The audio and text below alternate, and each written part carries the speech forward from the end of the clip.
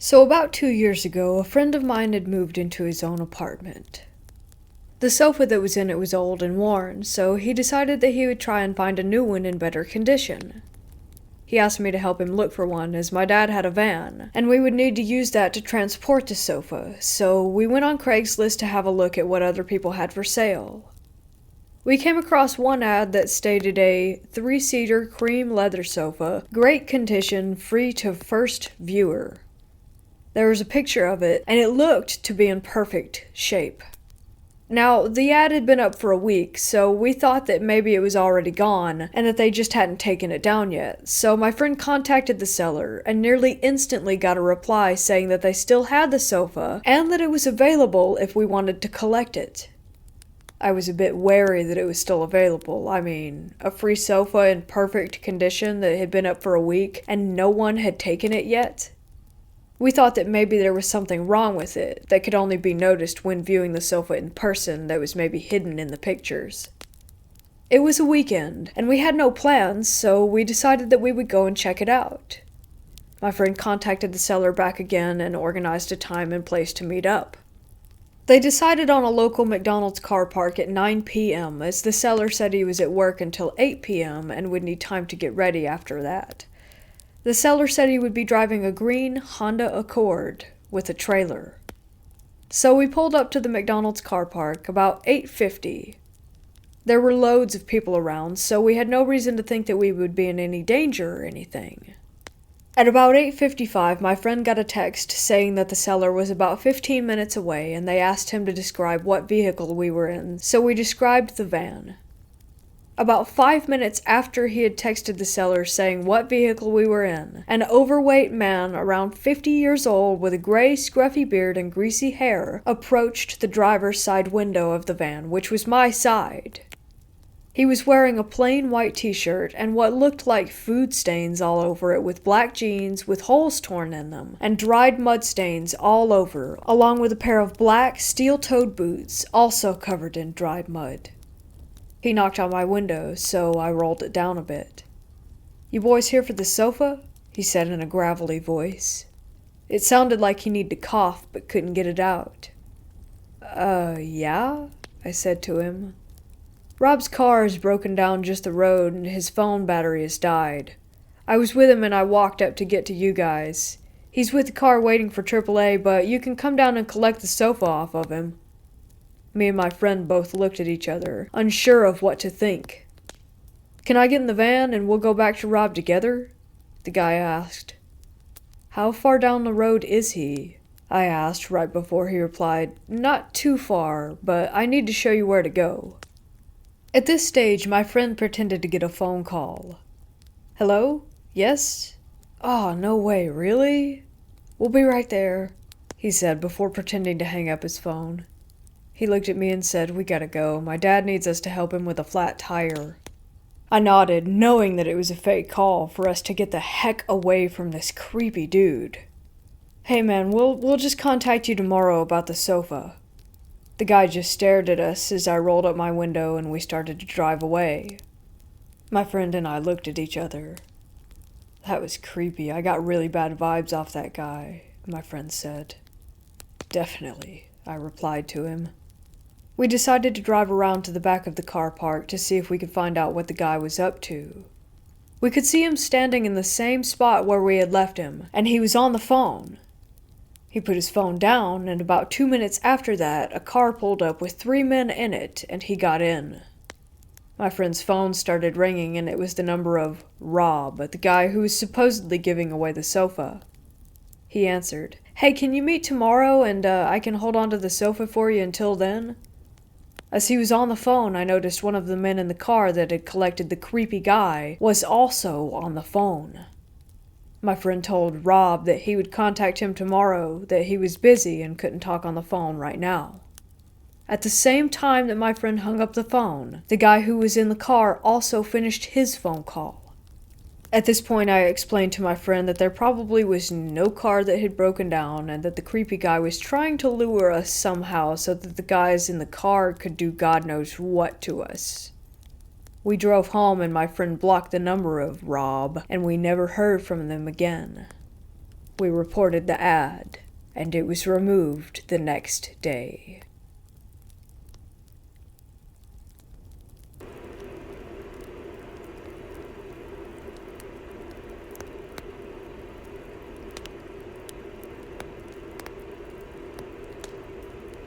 Happy Valentine's Day weekend to everyone. Not a lot of romance happening in the Gribble house, but we did have a lot of action. On Sunday evening this past week, a pair of childhood friends named Katie and Lauren investigated with us.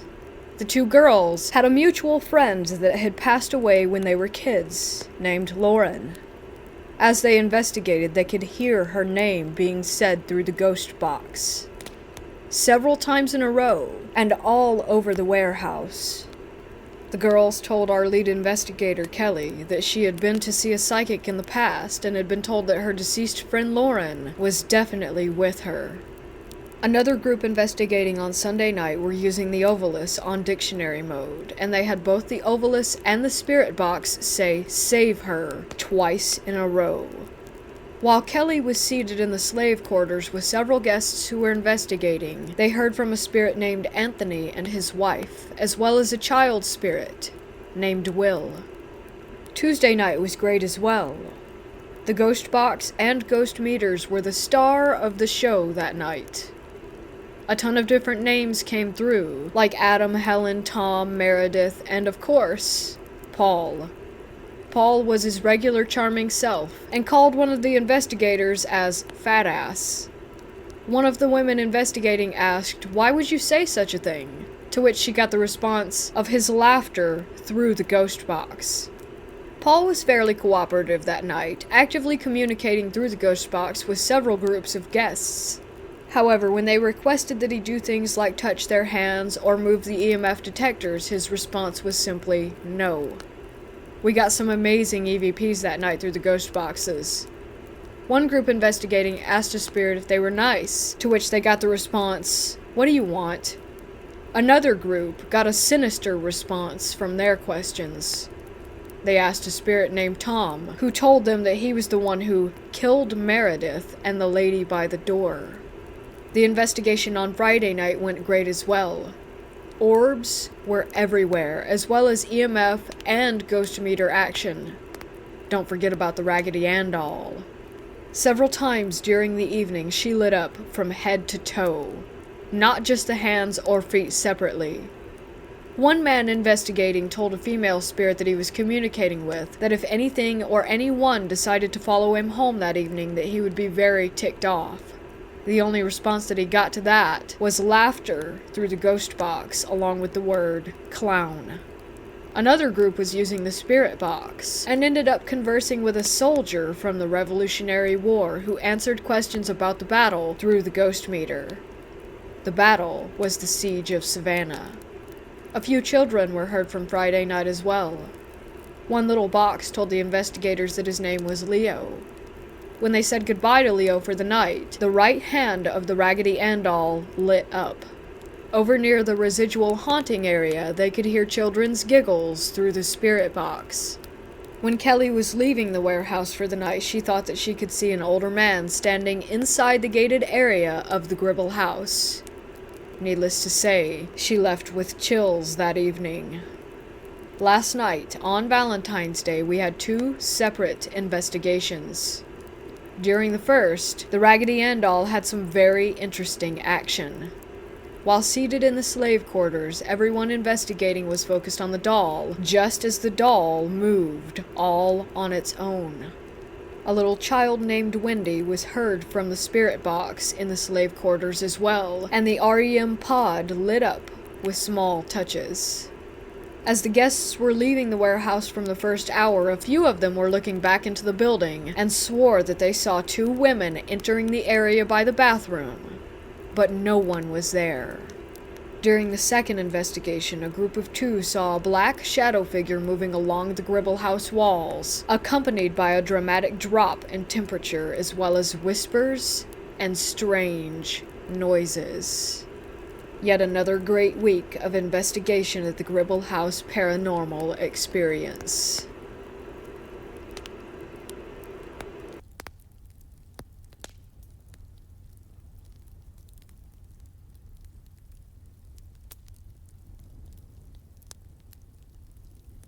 This happened about 3 years ago, but has really affected how I think about ghosts and the paranormal ever since. When I tell my friends, some of them find it very creepy, while others say they don't believe in any supernatural things, and while it is odd, they feel there must be some other explanation. I took a family vacation, me, my parents, and 2 siblings, over Christmas. All of us were already adults at this time, and while my family is agnostic and holds out judgment for the afterlife, none of us are religious or believe that there is a true afterlife with heaven or hell. That said, my parents thought it would be fun for us to stay at a haunted hotel in Jerome, Arizona on our way to a resort town further down the road. This whole town is supposedly haunted, but especially the hotel, which used to be a mental hospital that has long since been converted. We checked in and were given 2 of the most supposedly haunted suites because we needed 2 large adjoining rooms for everyone to fit. So far, everything was normal, until we got to the room. My mom and sisters suddenly smelled something they described as putrid in a spot in one of our rooms. I couldn't smell it, so dismissed it and moved on.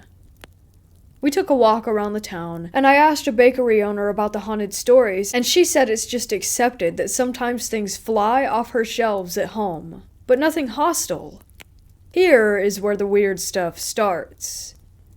We signed up for the nighttime tour of the hotel in a largish group of people, and we were all given electromagnetic readers while we walked around and heard the stories of the mental patients that died there. Halfway through the tour, my dad and sister hear a sound and turn around to see the doorknob of the room next to them shaking and rattling incessantly. I didn't personally see it, so by this time I was getting bored. I always thought it would be cool if ghosts existed, but didn't really believe they can do anything to affect the physical world. I asked my sister to take some Instagram pictures of me in a cool-looking couch in one of the haunted suites, and she took some quick shots. I passed my hand over the table in front of me to pose, when I felt an extremely cold, chilling sensation in my hand and wrist, and told her to stop. When I looked at the photos, I was shocked.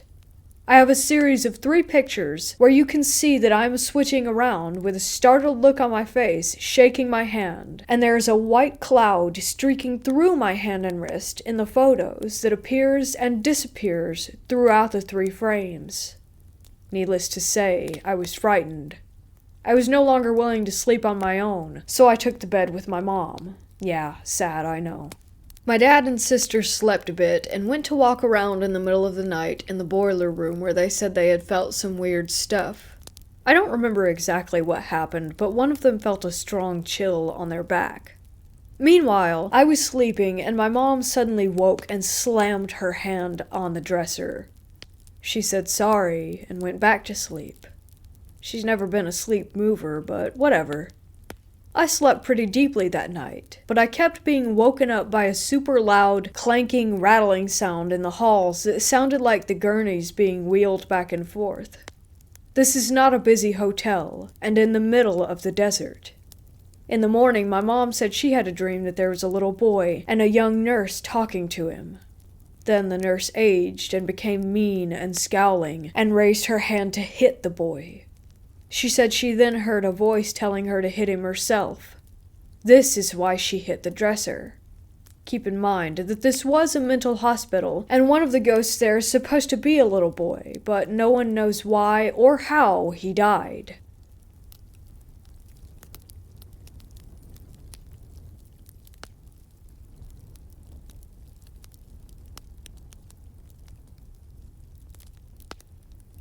I want to begin my story by telling you first and foremost, I do not believe in the supernatural. I have never witnessed a ghost, spirit, entity, or malevolent force of nature. I have never encountered a poltergeist, demon, or an angel. I am not here to state the validity of anyone else's experiences, only my own. I do, however, believe in things that are good and things that are evil. Is it supernatural? I'm not here to prove that one way or the other. My story begins when I was 20 years old. I was in college, and like most college students, I was rebellious, wild, and carefree. I was eager to obtain a part-time job. I wanted my own spending money. And coming from a very small community with very little businesses, I was pretty much out of luck. My sister, who is 7 years older than me, was newly married with a baby, my nephew, and she worked at our hospital, the only hospital in our hometown. She was an RN, and trying to establish a good foundation of employment, so she had to take swing shifts before she could set her own hours. Her husband was working the night shift, so they needed someone to care for my nephew on the weekends. I jumped at the opportunity because I loved my nephew and I was good with him. He knew me and was a joy as a baby. I wasn't very popular in college and had very few friends, so having something to do on the weekends brightened my mood somewhat. I started keeping my nephew on the following weekend. It was Friday, February 2nd, 1990. I had just put my nephew to bed and had myself a beer and a cigarette out on the back porch of my sister's home. Yes, I was smoking and had one beer. Get over it. It was the 90s, for pity's sake. There were no cell phones, computer with internet games, or chatting, so when I say it was quiet, it was very quiet. They lived on Highway 322 outside of Clarksdale, Mississippi, and there were not many homes on this road at the time, and also very little traffic. I was reading a book, but halfway through the chapter I was reading, you could have heard a pin drop. The crickets stopped chirping. The wind literally stopped blowing. The mockingbird that I heard calling was silent, and the air suddenly felt so heavy that it became very difficult to breathe. I got up, opened the door to step outside down the steps, and as I'm frantically looking around trying to figure out what the heck is happening, the transformer next to the house explodes. Both streetlights go out, and I can smell burning rubber and plastic. I jumped so badly that I felt my heart catch in my throat, and the sound was deafening with sparks flying everywhere, looking almost like fireworks on the 4th of July. I couldn't hear the monitor to my nephew's room anymore. I realized the power had gone out in the house. That's when I rushed in to make sure he was still sleeping and not freaking out in the pitch black of night. He was perfectly safe, still sleeping peacefully and totally unaware of my miniature meltdown. Just as I was leaving his bedroom, I heard a noise that I still have no explanation for. The sound was a close relation to that of a child crying or a woman screaming. Now believe me when I tell you, I am a country girl, lived in the country most of my life, and I know what a panther sounds like. I've heard it many times. But this was nothing like that. It even resembled the sound of a dying cat, or any animal that may be close to death. Incoherent whimpering, a slight cackle here and there, and then silence. The sound sent a chill right up my spine, making me feel lightheaded and weak. I do not scare easily. I consider myself brave and rational, but all of that departed, leaving me feeling dizzy and nauseous. The sound was not coming from inside the house, but outside, close to the porch, right where I had been sitting. I knew this because I left the screen door open, and standing there motionless looking out the door, I knew it was out there somewhere. I waited a few moments, then I reached for my sister's baseball bat that she kept next to the door. She wasn't a fan of guns or knives, and neither was I, but that bat brought no comfort knowing I would have to get as close as possible to this thing in order to hit it with any amount of force. Trying to find the courage to walk out that door, believing it was only an animal brought no solace to me, but I'm tough, and I would do whatever it took to protect my nephew and myself. I stepped out onto the porch and heard nothing. I grabbed the flashlight hanging next to the porch door, clicked it on, and proceeded to look around. I slowly advanced toward the outside of the door, opened it, and walked slowly, very cautiously down the steps. My heart is pounding, and the only sound I hear is the air leaving and entering my lungs. I feel dizzy and start sweating from fear and adrenaline pumping through me like wildfire. Behind my sister's house, there's nothing but wooded forest and empty fields. Being February, there isn't much going on in the farming community. I make my way to the edge of the field and I hear it again. That dying animal sound. a screech, and then what I can only describe as tearing flesh, or perhaps paper. I have no idea at this point what I'm hearing. I shine the flashlight towards the noise, and what I saw still haunts me to this day. There were glowing red eyes staring right back at me, and in that instant I knew that it wasn't any kind of animal that I had ever heard, seen, or known about. Animal eyes do not glow red when you point a light at them. They're either orange or bright yellow, almost white. Just as I'm about to take a step back, a rush of wind blows past me and I see wings. Yes, wings. These wings are at least 50 to 60 feet in width, far too big for an owl, buzzard, or any other type of bird in that area. When it opened up its wings, the rush of wind almost knocked me off my feet. It had the body of a man and the eyes of a demon, and was enveloped in jet black. I stood there shaking, trying to rationalize what I was looking at, and not believing 1 minute of it.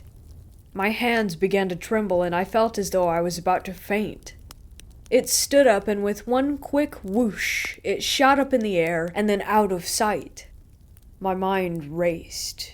What did I just see? What just happened? What was that thing? The moon was out that night, so I saw it shoot straight up and disappear quick and almost with no sound at all. I'm not sure how familiar you are with the area in which I live, but on that very night, the Parker family was brutally murdered, not an hour after I had seen whatever it was that I witnessed. A family of 4 had come home, walked in on 4 burglars, and were tied up, raped, sodomized, and burned alive. Their house was burned to the ground, and the 4 men who committed this heinous act are still thriving. The justice system in this area rarely sees true justice. After that night, I started researching possibilities on what I had seen, and each time my research led me back to none other than the Mothman. The folklore that surrounds this creature is a sign, an omen of things to come, a tragedy, something so evil you cannot even imagine what it could be. This is the first time I have ever shared this, typed it out, trying to remember the little details, and I'm still convinced that what I saw that night was the angel of death, Mothman, Lucifer himself. Who knows? But I do know what I saw, and I believe with my whole heart that that entity was a prelude to the unimaginable crime being committed that night. I do not believe it appeared to warn me in particular, but ever since I saw it that night, my research has revealed that far more people than me have seen this creature. An entire town, villages, people who have seen this creature right before an accident or traumatic event. Again, I do not believe in the supernatural, but I do believe in evil, and what I saw that night was the epitome of pure evil. I could feel it, smell it, and almost taste it. It exuded evil to the extent that I was almost taken over by it, making me feel so physically ill that I could not shake it off. The next morning when I learned of the murders, which incidentally were only about half a mile from my sister's house, I had that same feeling. Dread, nausea, and a burning in my stomach. I had to run to the bathroom to throw up. It made me so violently ill. I'm sure many will tell me that what I saw was nothing more than some rare bird or something that can be logically explained. But I know in my gut, my heart, and my soul what I saw. It was not of this world, and quite frankly, I never want to see it again.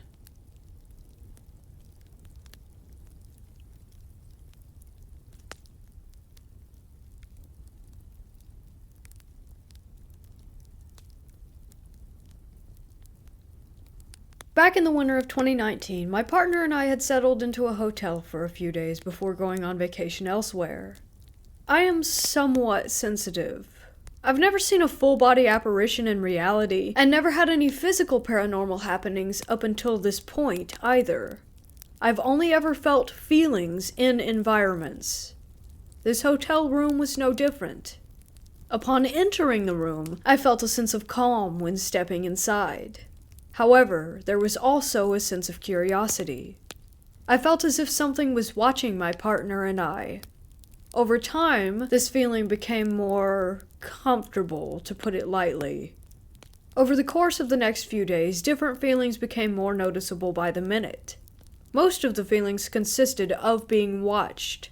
Eventually, I asked my partner on our second day there, "Hey, do you feel anything off about this room?"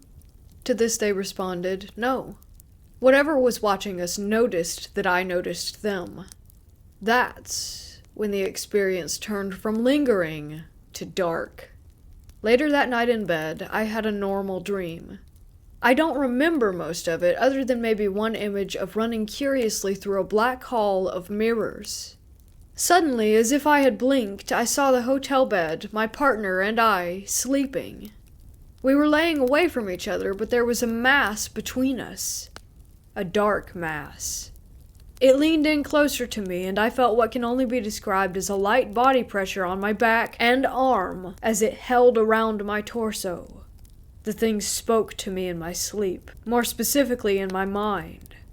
It had a male voice, but took on the voice of a mixture of my partner and my first ex-partner. It casually threatened that it was going to hurt my partner. I couldn't move, and my perspective was going back and forth from my own perspective of laying on one side of the bed to seeing a bird's eye view of the bed. I wasn't lucid enough to tell it to go away, but did have enough control to ask why, and to say, "Don't hurt us."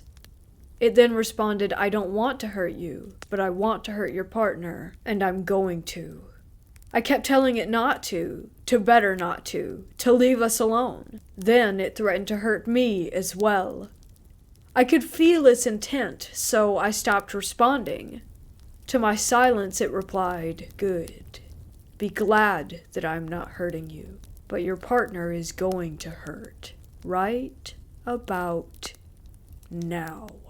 As soon as it said "now," I jolted awake to the sound of my partner's blood-curdling scream. My partner's leg had developed a Charlie horse cramp in their sleep at the same time that the spirit had spoken its statement. I could still feel the spirit's energy upon wakening, and one thought popped into my head.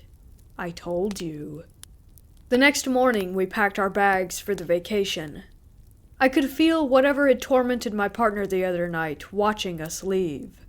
I told my partner about the incident, and they jokingly told me not to sick any demons on them. But they did believe me. I've never had a spirit contact me so directly in my life before this. That spirit did not attach to me, surprisingly. It stayed in the hotel room, and it's unlikely that I'll ever go back there again.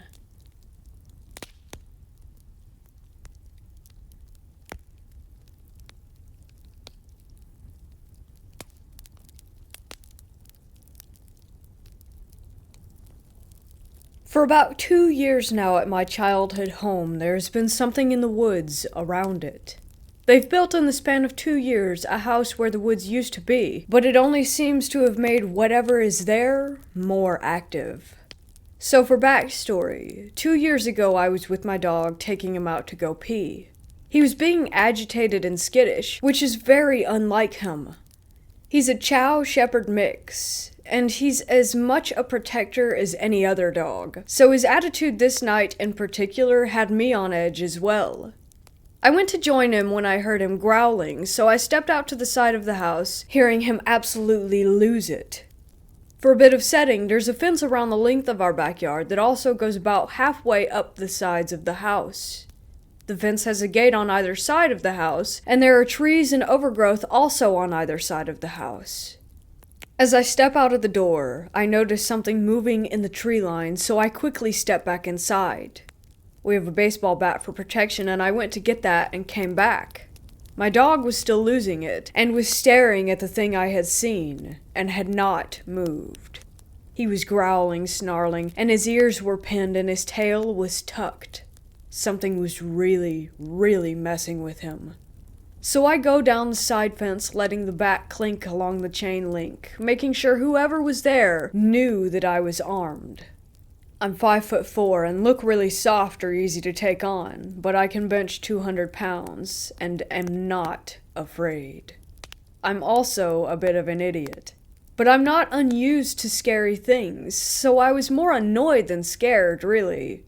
That changed very quickly, though. I stood right behind my dog and looked at this figure, which was still standing dead in place. I considered that there was nothing there, but I wouldn't know until I double-checked. I called out to the figure, telling the person I assumed was there that they needed to get off of private property. They were on my soon-to-be neighbor's land, and I was afraid they had been messing around in the construction process. Honestly, I assumed it was just some teenager. But then I heard an owl coo, and I'll be honest, we don't have many of them here where I live. I sort of feel this cold, damp dread spread across my body, and I hesitate, but I pull my phone out and flash the flashlight. I kind of wish I hadn't. Standing there was a figure, which was ridiculously tall, I'll say 8 to 10 feet, and thin and wiry. It was in all black, something like a hooded robe. It looked heavy, and it didn't hang naturally. I couldn't tell the physical size of the body of this thing because it was so heavily cloaked, but its face was the thing that really threw me for a loop. It had the face of an owl. I don't know what kind of owl, but the big black eyes, the beak, the round moon face, and it clearly had a pale tan face, and the dark brown feathers around the edges of it. It did not blink or move when the light hit it. It continued to just stand there. I could see the rise and fall of its chest. My dog barked for the first time with the light on it, and quickly I turned off the light and moved back inside. I'm a practicing witch, so after that I quickly worked on protections for the house, my dog, and me, and also did a cleansing because I felt almost electrocuted. I've seen it twice since this first time, and my mother has seen it a few times too. She hypothesizes that it's angry about the new construction on the land, and I think it's a warning.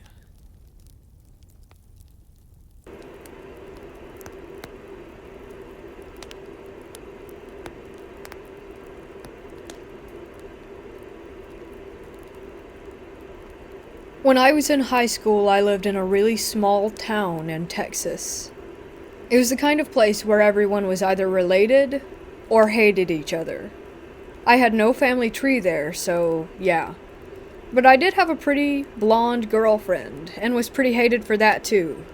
Nothing major, just petty harassment and occasional fights, but it had been escalating. So that's why on Valentine's Day, my girlfriend and I decided to skip the school dance and just stay in and watch a movie at her house while her parents went out. Just better to avoid trouble. We borrowed her dad's car, a little Honda hatchback, and went into town. We stopped at the video store for a movie and went to the Dairy Queen for some ice cream, and then headed home. Now she lives in the complete boonies, out in the middle of the woods along a long, lonely road with no streetlights. We're chatting, eating our blizzards, when all of a sudden a car comes up behind us. No big deal. What was a very big deal was that when the headlights flooded the interior of our car, I saw two hands on the back seat and a head coming from the hatchback part of the vehicle. As soon as the lights hit, the head and hands retreated back down. A solid chill ran through the entire length of my body. I slowly reached down and pulled out my pocket knife, which was the only thing I had. She saw me and asked what was wrong. Loudly I said, "Nothing, I just have to stop at my friend's house real quick." She knew that was crap. I didn't have any friends. I pulled over at the next house that came up and jumped out of the car, yelling at her to jump out too.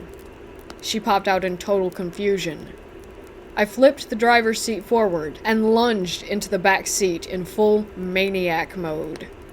This guy popped up like a jack-in-the-box, with empty hands waving around saying, Hey, what are y'all up to tonight?" It was some strange kid from our high school who we had never in our entire lives spoken to before. Ever. I said, "What in the holy hell are you doing in our car?" His reply was, "I thought you guys were going to the dance and I was just hitching a ride." We sat there staring at him with our mouths open, wondering what to do. He tried to act real cool, and obviously we were in the middle of nowhere in some random person's driveway, so whatever he was planning was totally forgotten. We actually ended up driving him to the dance and dropping him off. The whole time he's telling us to come inside with him. Yeah, no. We dropped his ass off and noped out of there as soon as we could. After he got out of the car, my girlfriend started crying and shaking. She was so freaked out. I have no idea what he was trying to do when the lights caught him crawling out of that hatchback. I hated that high school.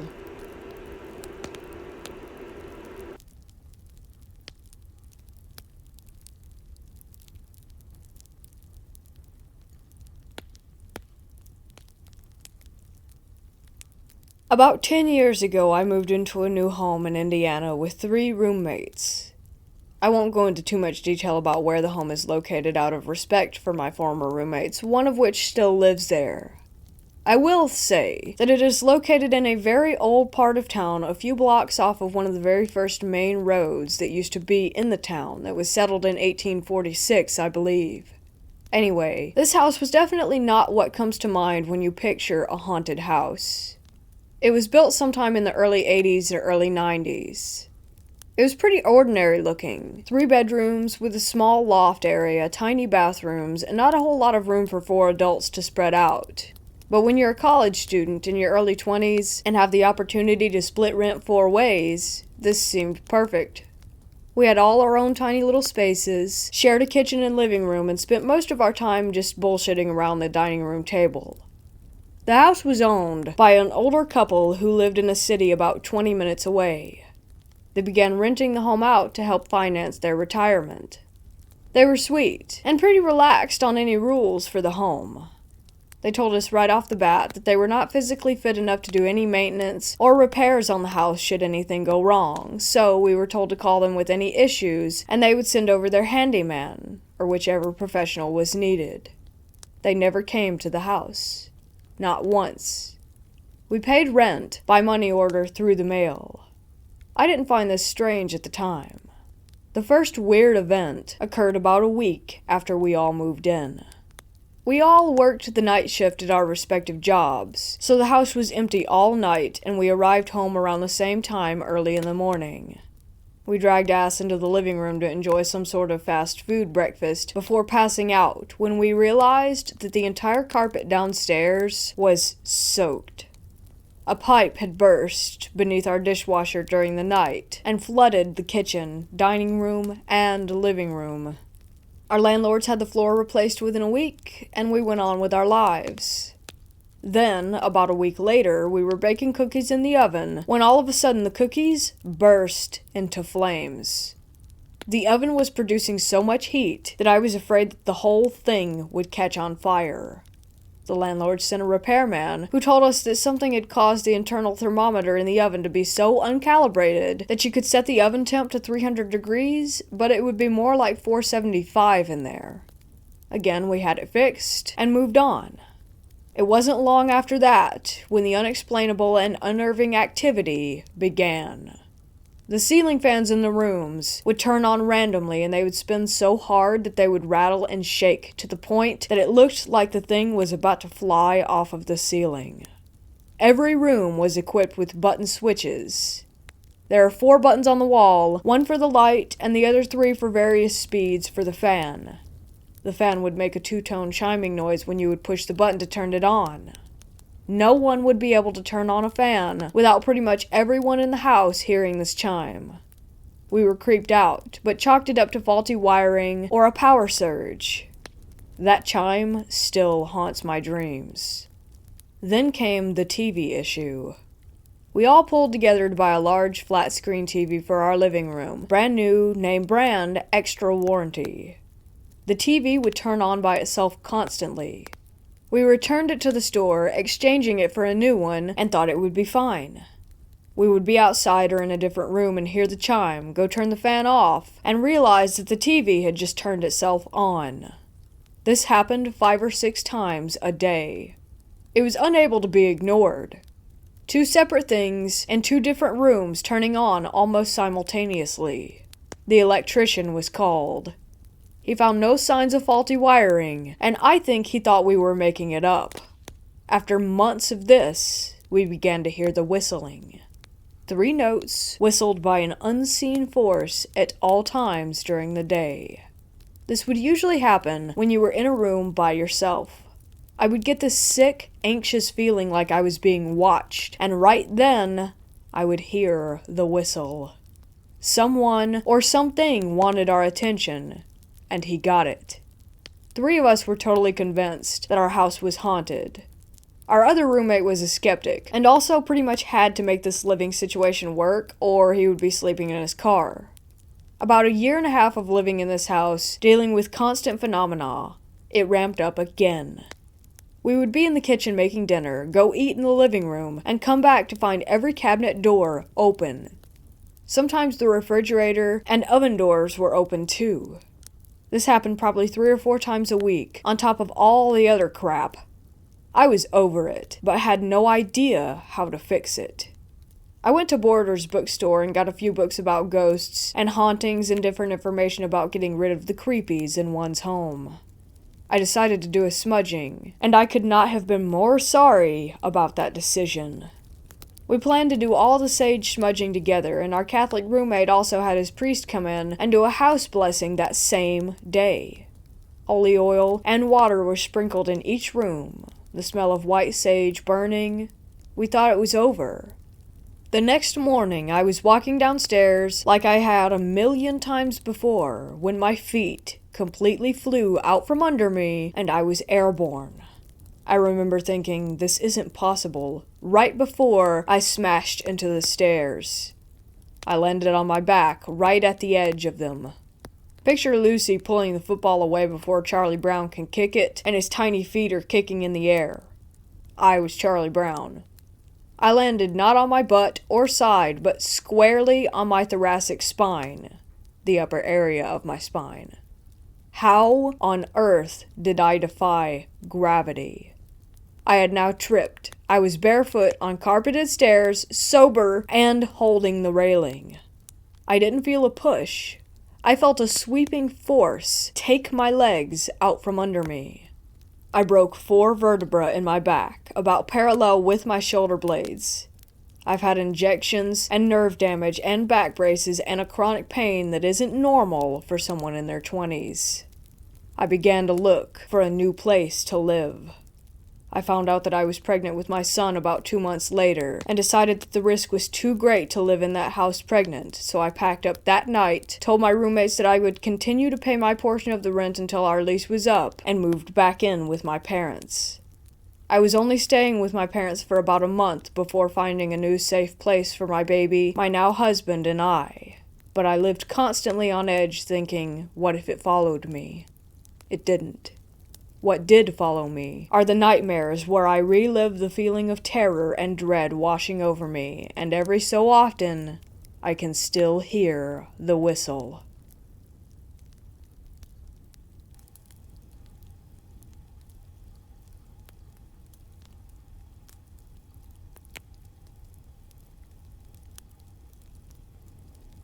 My grandparents have the cattle farm that little kids' fantasies are made of, complete with Native American burial sites and a creek running all the way through. The kind of place that you explore with your siblings and cousins until you are called back for dinner at the very last possible moment. My oldest cousin used to scare the rest of us by taking us into the back pasture where my grandfather had dumped the bodies of all the dead cattle. It was effective. The ground was littered with carcasses, new and old. The smell was overwhelming, and in my child's mind, this was some sort of hallowed ground to be revered and feared. A few months had passed since we went to the graveyard, and it was spring. We went to the farm as usual that weekend, and I took off into the pastures, books and blankets in tow. I loved going out and pretending that I was the first to discover a place, like most kids. I went past the creek and the tiny island where I usually pitched camp, and decided to go all the way back to the tree line in the back pasture. I figured that the scariest thing there were the fat, old, bloated cows waiting for a vulture to strike, and I would be well past that. When I finally got to this newly cultivated spot, I remember being so happy to be so far away from the farmhouse. There were always my 3 little sisters and 5 to 8 cousins running around, not to mention the chickens, dogs, and adults. I spread my quilt on the ground and sprawled out, soaking in the sunshine, and eventually fell asleep. The next thing I remember is the sound of horses, like in the woods. Did I mention the backwoods of the back pasture? I woke up and saw 2 men stop their horses about 6 feet shy of the fence. They looked to be about 40. I was 13. I looked at them as they stared me dead in the eye while they dismounted. In a split second, I was running for that farmhouse and screaming for my grandfather, wishing I wouldn't have ventured out quite so far. I never did find out who they were.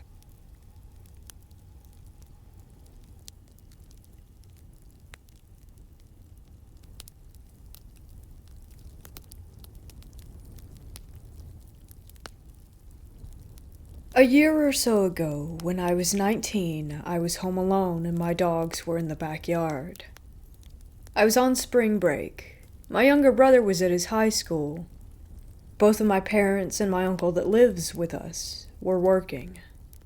It was like early afternoon, 12 p.m. when I woke up and went to make my breakfast and stuff. I was watching a YouTube video while eating my scrambled eggs. I don't remember what the video I was watching was about, but I finished eating and went to sit on the couch for like 10 minutes, and then I had the sudden urge to go to the bathroom. I stood up and took my phone with me and started watching another video, closed the door, started doing my business, and at the same time my phone was at max volume. Then, all of a sudden, clear as day, I heard a woman hum outside the door. It sounded like a lullaby. Once again, clear as day, I heard it. It lasted for like 5 to 7 seconds, and I was dumbfounded. I always believed in spirits, ghosts, etc., but I thought logically at first that it could have been the video I was watching. So I rewound it to make sure. But no, that hum did not come from my video. Then I thought it must have been my mom coming home from work early because she does that sometimes. So I called out to her. I stood up, didn't even finish doing my business, opened the door and called out again to my mom, with no answer. I sat back down. I replayed the video a couple more times and once again made sure that that sound did not come from any video or any noise on my phone. So I finished up, flushed, left the bathroom, and looked around the house, checking to see if my mom had arrived and just didn't hear me calling. But she wasn't home. I checked on my 3 dogs, and they were just laying there like nothing had happened. Then I called my mom on the phone and told her what had occurred. She also believes in spirits and said not to worry. I told my brother, and all he said was, "Bruh."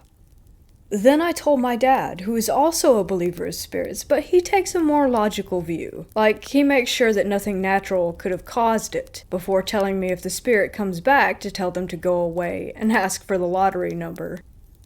I don't remember when this occurred, but I'm pretty sure I was still 19 when it happened. But one night, I was going to bed. Me and my brother share a room. He's been asleep for a while, and I think it was around 1 a.m. You know, that stage when you're about to fall into deep sleep, but you're still aware of your surroundings. Like you can hear things as if you were awake. So right before I fell into that deep sleep, once again clear as day, I heard the same woman's voice. It wasn't my mother's voice, but this time I heard the voice right next to my ear. It was whispering something to me, but I don't recall what it said. But it was perfectly clear, and it was right next to my ear. I instantly woke up and opened my eyes, but there was no one there. I stayed awake probably for another 30 minutes under my sheets before falling back to sleep. I told my brother and my parents the next day of what I had heard, and my mom said that she would see what she could do. Legit, that was the last time that I heard the spirit, So to this day, I'm trying to remember what the spirit whispered. But I just don't know. I don't know if I had sleep paralysis, but this happened almost a year ago. I was sleeping, and then all of a sudden I heard loud bangs. I don't know if it was gunshots or fireworks. I just know it caught me off guard. And then all of a sudden I felt something hit my spine. I couldn't move my legs or arms. I was sleeping on my right side facing my wall next to the window. I kept my eyes closed and I tried moving, fighting whatever was holding me down. Tried kicking. I didn't yell even though I was about to scream so that my parents could come. But then I started to feel my legs again and kept kicking until I had full control back. I kept my eyes closed and fell asleep. I woke up in the morning, wanting to check and make sure that I didn't catch a bullet. But that only happened to me once.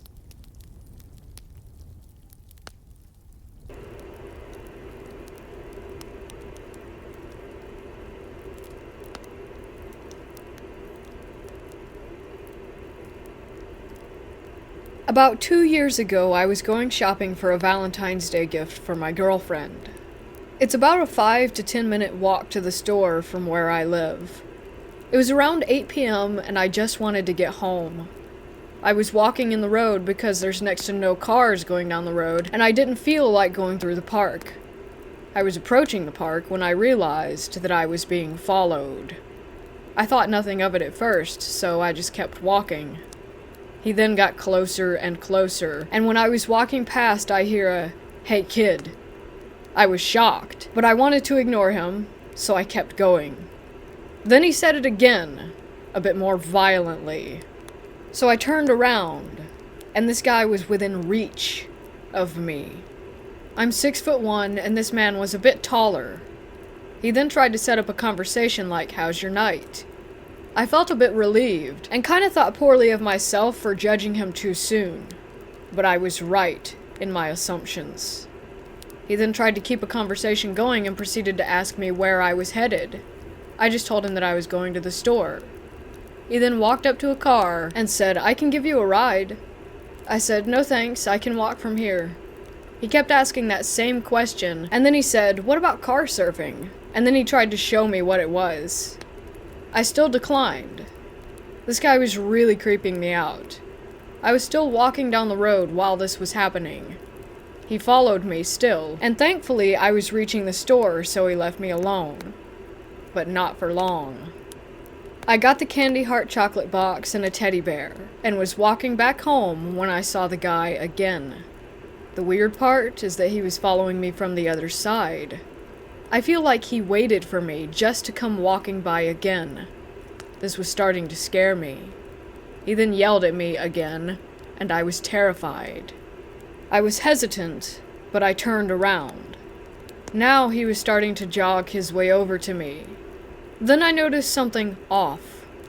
The car was gone, meaning that this guy had either walked here or he wasn't alone. I acted oblivious, like I didn't notice that the car was gone. He tried starting another conversation. I was really uncomfortable, so I just said I really need to get back, and I started walking faster toward the fastest route home, which is through an alley. When I was going through, he was gone, and I was thankful. But when I was walking down the alley, I don't know what it was, but I saw the same car that he was claiming as his own. When I got home, I wanted to know more about this guy. I looked online for something about him and there was nothing, of course. I wanted to know about the car. I didn't believe for a second that it was his, so I looked it up, and it was reported as stolen. I reported it just in case.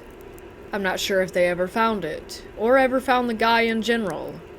I just hope that I never have to deal with him again.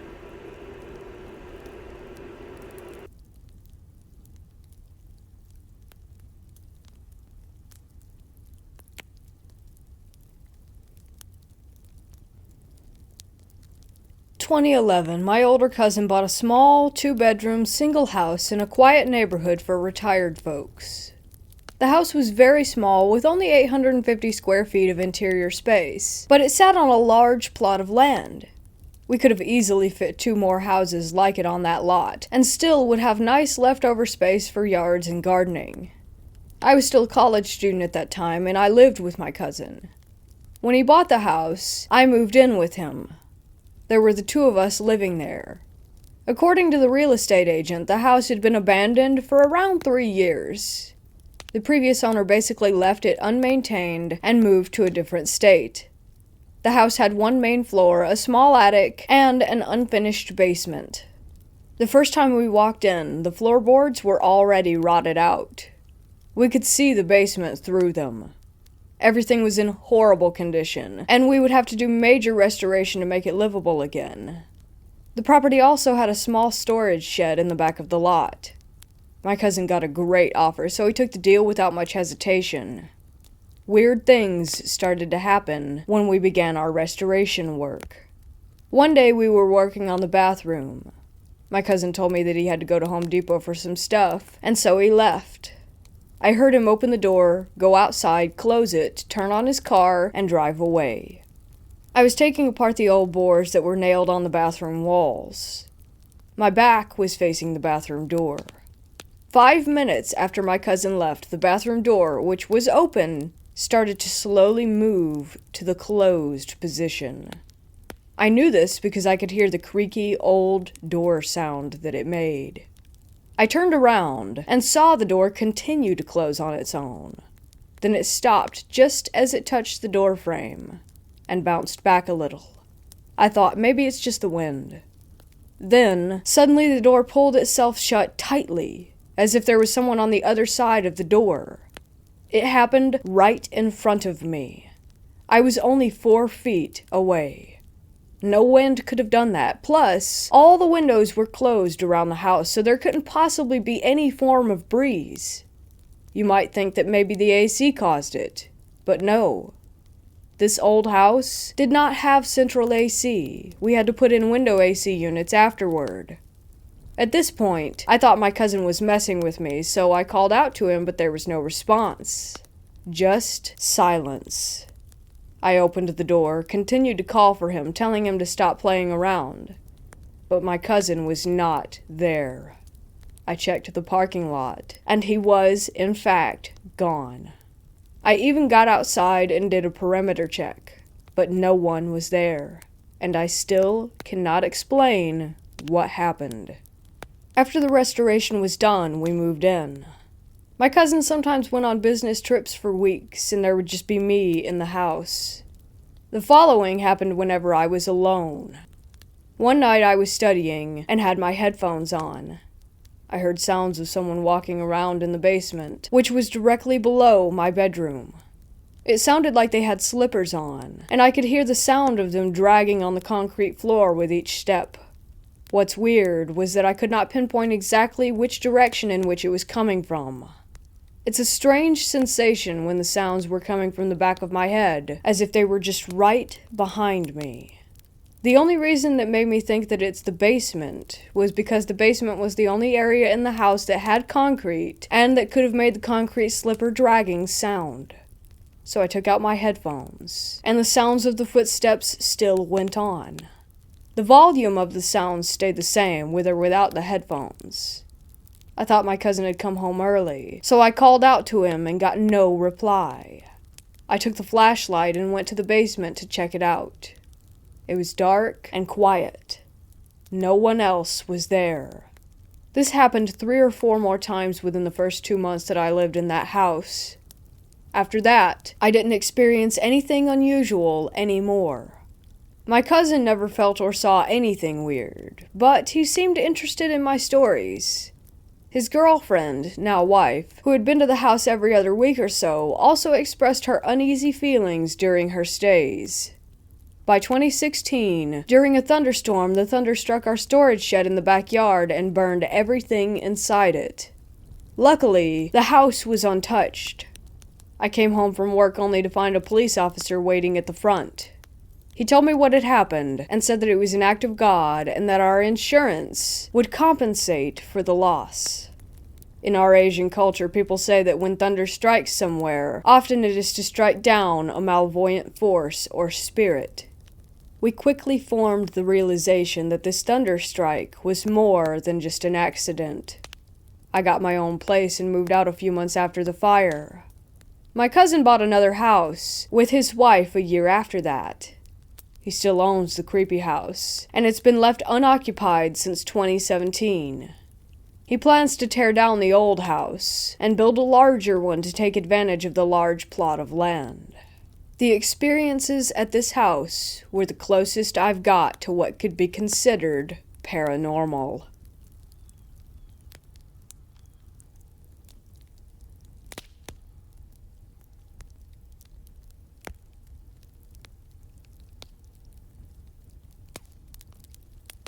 Starting with a bit of backstory, I'm a born and raised Long Islander. So are my parents. They met out east, which in Islander talk means the east end of the island. To any New York City rich kids, that means the Hamptons. But for the rest of us who are coincidentally not millionaires, it means the North Fork. Not to get geographically confusing, but Long Island is an accurately named Long Island that forks off about 3/4 of the way down the 90 miles that it stretches. It looks kind of like a fish with its mouth open, with the North Fork being where the eyes are and the Hamptons being the jaw. Shelter Island is somewhere in the middle, like a smaller fish about to be eaten. Honestly, just save yourself a lot of contemplating and just Google it. So, my mom's family had a summer house on the North Fork. My dad's family had a house on Shelter Island. My parents met working at a summer job, and the rest is, clearly, history. But super long explanation short, I grew up getting to pretend to be bougie, because I had not one but 2 summer houses. Shelter Island was my favorite place. In a lot of ways, just the island itself feels magical.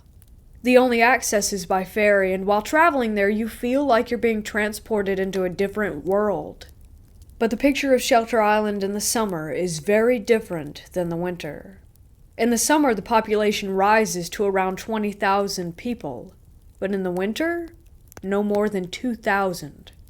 There's something like 14 students in a graduating class. The people there literally dress up like each other for Halloween. This doesn't necessarily pertain to my encounter, but it's for real creepy and makes me wonder just how involved my encounter could be with the locals. So I was around 12 or 13. I had invited my best friend Lauren to come out with my family that weekend. I was so excited, as it was the first time that Lauren was able to. I remember our bathroom was being renovated, and so the only other bathroom we could use was in the dank, dark basement. That's only connection to the house was by going outside and down the stairs, and then down another set of stairs, and into the basement itself. So it had to have been around 10 o'clock, and we went together to the bathroom to brush our teeth. The moon was almost full, so bright that it provided some light to an island where street lamps were few and far between. If it wasn't for the light of the moon, we probably would have passed the creature altogether without realizing, because out there you can hardly see 2 feet in front of you when it's dark. As we were coming back up the stairs, laughing about something menial, that was when we saw it. It was about 10 feet away with its back to us, lurking near my shed. We both froze, and did that thing where you take a quick breath and hold it involuntarily.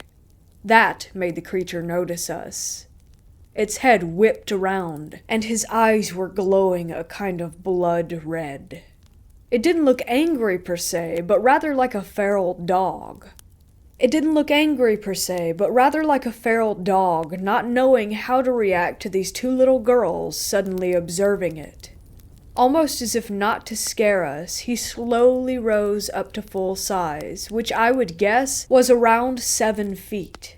The whole time, it never broke eye contact. I felt I could fall into the pits of blood that its eyes were. It was covered in long, shaggy black hair and had legs like that of a beast. After standing there, frozen in horror, for at least a full minute, all the while in the middle of this staring contest, we both regained control of our feet and ran up the stairs, screaming for my parents. We told my dad repeatedly that we had seen a werewolf, and he went out first, and we followed. He quickly dismissed it and went back inside, a bit disgruntled. I could have sworn that I saw a bush nearby to where it had been move.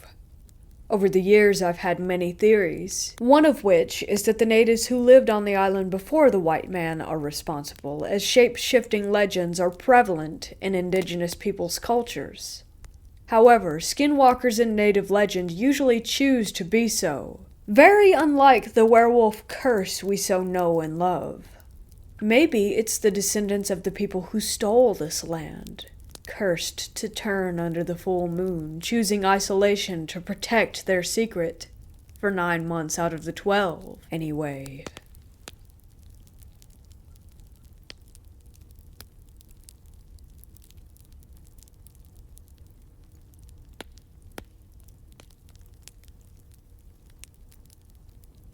I will preface this by saying that I think I'm silly to believe in ghosts, and I get embarrassed to speak about it. The alternative to believing that I was haunted is admitting that I am much more mentally ill than I had ever believed, which is absolutely possible. This took place over a few years in a farmhouse in the desert of Arizona. It was newly developed land. We moved into the place when I was 15. At the time, I was going through a lot emotionally, and smoking a lot of weed. That might explain some of my personal experiences, so I'll try not to dwell on them too much. The house was set up almost plantation style. It was very wide, had a big wraparound porch, and lots of awkward corners. The front room was a tall library, with an open balcony to the upstairs, which ran into long, skinny bedrooms. My parents' room was closest to the stairs and was attached to a nursery with a sliding ensuite door. My brother's rooms, who were 2 years younger than me, and my room were at the end of a dark hallway. That side of the house never got sun, so it had bad vibes all around. Downstairs, there was a messed up Harry Potter-style closet, a sunken-in living room, a kitchen in the center of the house, and a sunken playroom for the baby. It honestly started the first day that we moved in. My brother and I were the only ones in the house, and we were unboxing plates. It was so empty that everything in there echoed. I swear it sounded like a little girl laughed, like a creepy track that you could get off of an app or something. Keep in mind, the TVs were not plugged in. We were on an acre of land, far away from the dirt road, and my brother was way too stupid to pull a prank like that. I started hearing voices at night. This wasn't unusual. I honestly used to freak myself out so badly that I think I made noises up to scare myself. My parents had raised me not to talk about things scaring me, to tough it out and be a big girl. It was fine most of the time during the day. Everything bad came at night. I remember distinctly when it started messing with me in bed. In solidarity, my brother and I kept our bedroom doors open for the hallway's nightlight, and in case we needed to call for each other. We had a pretty messed up childhood that might have contributed to all the codependency I'll describe during this. I was falling asleep, but not quite out. I felt the blanket slipping off the bed and reached down to grab it. This was common. I didn't have a bed frame with a foot. It kept slipping no matter how I tried to tuck it. In classic horror movie fashion, the last time I pulled it, I felt tension. There was nothing it could have been caught on. I felt like the second I went from confused to terrified, it bounced back to me. I don't know how to explain this that well, but I was certain that someone was under the bed pulling it away from me. Later, I moved another nightlight into the bedroom. It was a kind of spooky amber orange, and I convinced my parents to let me paint the walls cherry red. Again, I was almost asleep, but not quite out, so I don't think it could have been sleep paralysis. I heard the carpet rustle, and maybe joints cracking. It sounded like my mom had come in to check on me. I opened my eyes, and immediately froze. I don't think I've ever been more scared in my life. There was a woman crawling across my floor from the far side of my room to the foot of my bed. She was pale and stringy-haired as if she were going bald. I couldn't see her face. I don't know how I fell asleep. I couldn't scream or move. I think she disappeared under my bed. But again, this could always be a hallucination. My baby brother was about 7 months old when she started coming out during the day. My mom was a teacher at the time and was able to stay home with us during summer vacation. It was lunchtime and we were watching a movie quietly downstairs while the baby napped. There were noises upstairs, as if something had been dropped to the ground. We listened for a second before my mom ran up. She thought the baby had fallen out of his crib. We opened the door and found him sound asleep. There was weird white stuff on the floor. It took us a while to figure out that it was drywall or something like that. There was a crawl space to a small attic where the AC and insulation could be reached. It was barely big enough to get into and a good 9 feet from the ground. It also had to be pushed up and slid over to open. There was a visible gap. The carpet was a really ugly dark blue, so we could see the white spots on the ground as if something had been dragged from one side of the room to where the crib was, and it stopped right in front of it. My mom checked the closet and called my stepdad. He couldn't leave work, so he stayed downstairs until he got home and checked the crawl space. We have never had animals. It's really difficult for most things to live in Arizona, so wildlife is pretty rare in that area. He didn't find anything, or signs of anything living up there. This happened every other day for 2 weeks. We really didn't know what to make of it. My mom thought it might be the AC suctioning the opening upward. It stopped and didn't happen again for 2.5 years, until my baby sister was born and stayed in the same crib. Again, it happened on and off for a few weeks, and never again. To keep my own solo experiences brief, I had a period of 3 months where I straight up did not sleep. I went crazy. Every night, I felt like my bed was shaking. The instant I laid my head down, it would vibrate, the metal frame would sway, and I would feel as if something was pushing the mattress between the baseboards or sitting on the corner. I had my brother touch the frame one night to tell me if the shaking was in my head or not. He said it wasn't, but I'm still not sure if he wasn't just playing into it. I thought I might be having seizures or something.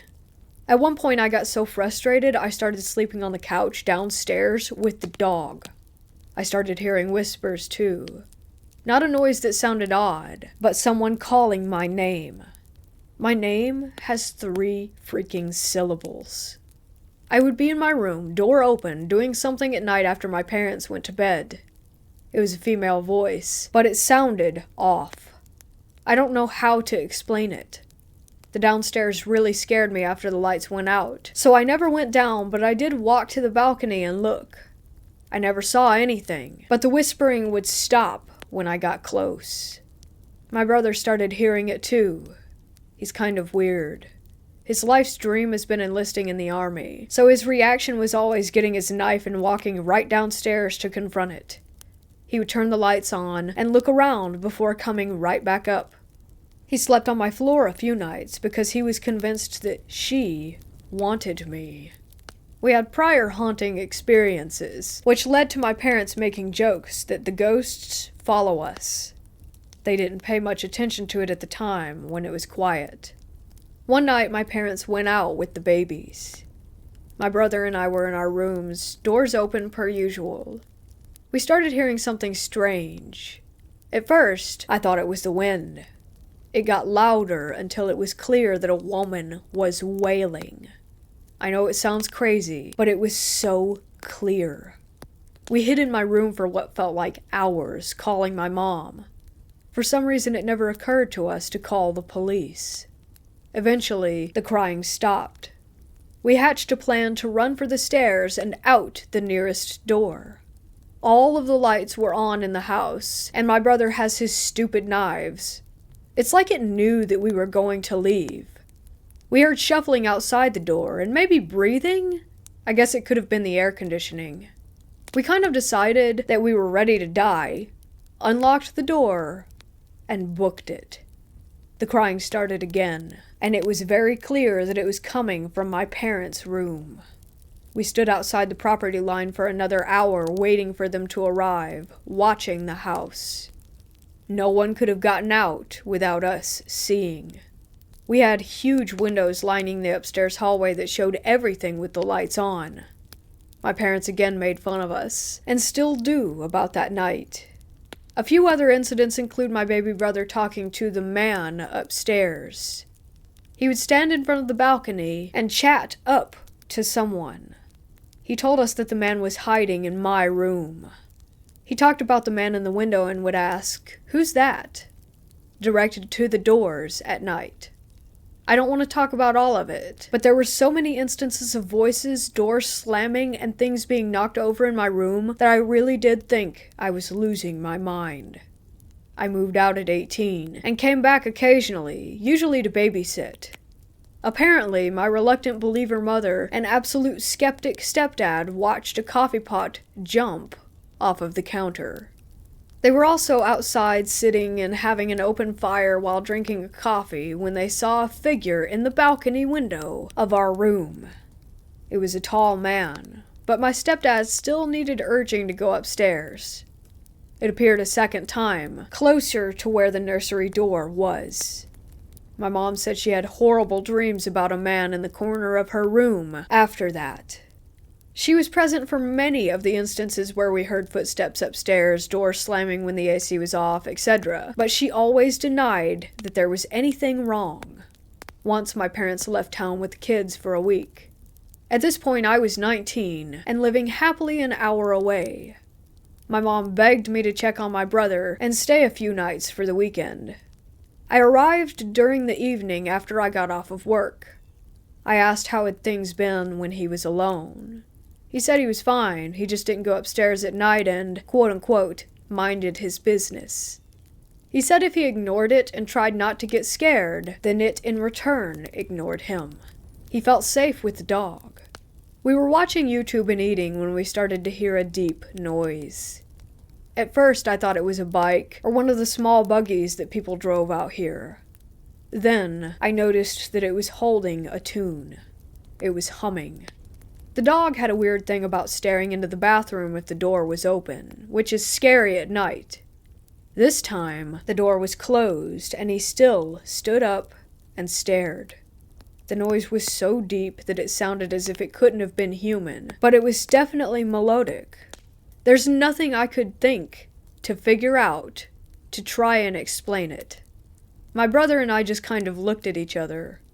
Then, a door slammed upstairs, and we decided to nope out of there and go for a walk. When we got back, I decided that I would sleep in my parents' room. It didn't feel right to stay in the kids' room, but looking back, it would have been best to stay close to my brother. I fell asleep surprisingly easy. I guess about 2 hours passed before my brother slammed the door open. The house smelled like it was burning. Not really like a fire smell, but more like burning plastic and trash. I was panicked. I was the adult and had no idea what to do in that situation. We checked the house. I turned off the air conditioning, thinking it might be on fire. We opened all the windows and fell asleep on the couches downstairs. The next day the smell was still lingering, but less overwhelming. The air conditioner was fine when I turned it back on. Like usual, the day was fine. That next night, my brother and I went on a jack-in-the-box run. It might have taken 30 minutes. We arrived home to a mess of blood, vomit, and shit. The dog was sick all over the living room. We immediately took him to an emergency vet, certain that he was dying. They checked him for everything that they could and gave him a clean bill. When we got home, all hell broke loose. My brother and I were cleaning up the mess with the doors open for airflow. There were absolutely insane banging noises coming from upstairs. We hadn't locked up on the way out. My brother thought that someone had snuck in and was trashing the place. He went up to check, and I hung out downstairs ready to call the cops if need be. Nothing happened. Nothing even seemed out of place. We kept cleaning, but the noise started almost immediately. It kind of sounded like someone was shouting behind a wall of cement. I couldn't tell the gender. My brother told me he had been fine until I got there, that I could leave if I wanted. I totally did, and I didn't go back. My parents sold the house this year. During the interim of the move, they stayed in an Airbnb. My brother lived really close to his work, so he stayed in the house with the dog for a few weeks. This story is just his own, so I'm not sure if I believe it. Like I said, he's kind of strange, but he's also not really one to embellish. He had been hearing the usual things, even his name being called in the night, but ignored all of it. His friends had been coming over to keep him company. The last day he was supposed to finish moving, he brought another friend. He says he felt that they were being watched the whole time when they cleared the place out, and his friend left him to lock up. They got into the car facing the house when they noticed that the blinds were open. They were definitely closed on the way out. His friend claims that he saw them open from the corner of his eye. My brother says that there is a woman squatting in front of a downstairs window, close to where he had just left from. She was pale, her nose was hooked, and her hair was black and stringy. Again, classic horror movie ghost. He said she had black eyes with visible white dots in the centers. Inside-out eyes, as he called them, and she was smiling. He says it took him a second of shock to realize that she was looking directly at him. He felt sick, like she could walk right out and get him. They burned rubber when his friend snapped out of it, and they screamed at each other all the way down the road about what they saw. He called me right after to explain it, but I was with my own friends and not really willing to listen at the time. What messes me up is that my mom thought he had a psychotic break. He went into his room and cried all night at the Airbnb. She thought something had happened with his girlfriend. My brother is not a crier. I haven't seen him do that since we were little. When we got together and talked about it, his eyes teared up then, too. He said he didn't know why, but he knew that she wanted to kill him. He drew a picture of her. It's not great, but it still fills me with the deepest foreboding. It took me a while to realize that I saw her too, just once in my bedroom almost 5 years ago. Suddenly it made sense. I knew it didn't feel like a woman, but it felt feminine, like something pretending to be a woman. My ex brought this up today. We dated all through high school and had a few experiences together that she recounts as her only paranormal encounters. I would love to still think that this was my own delusion, but it was shared by way too many people. Maybe a few things can be explained, but most of it truly can't. It has affected me so deeply that I'm still terrified that if I think too much about her, she'll follow us a state away.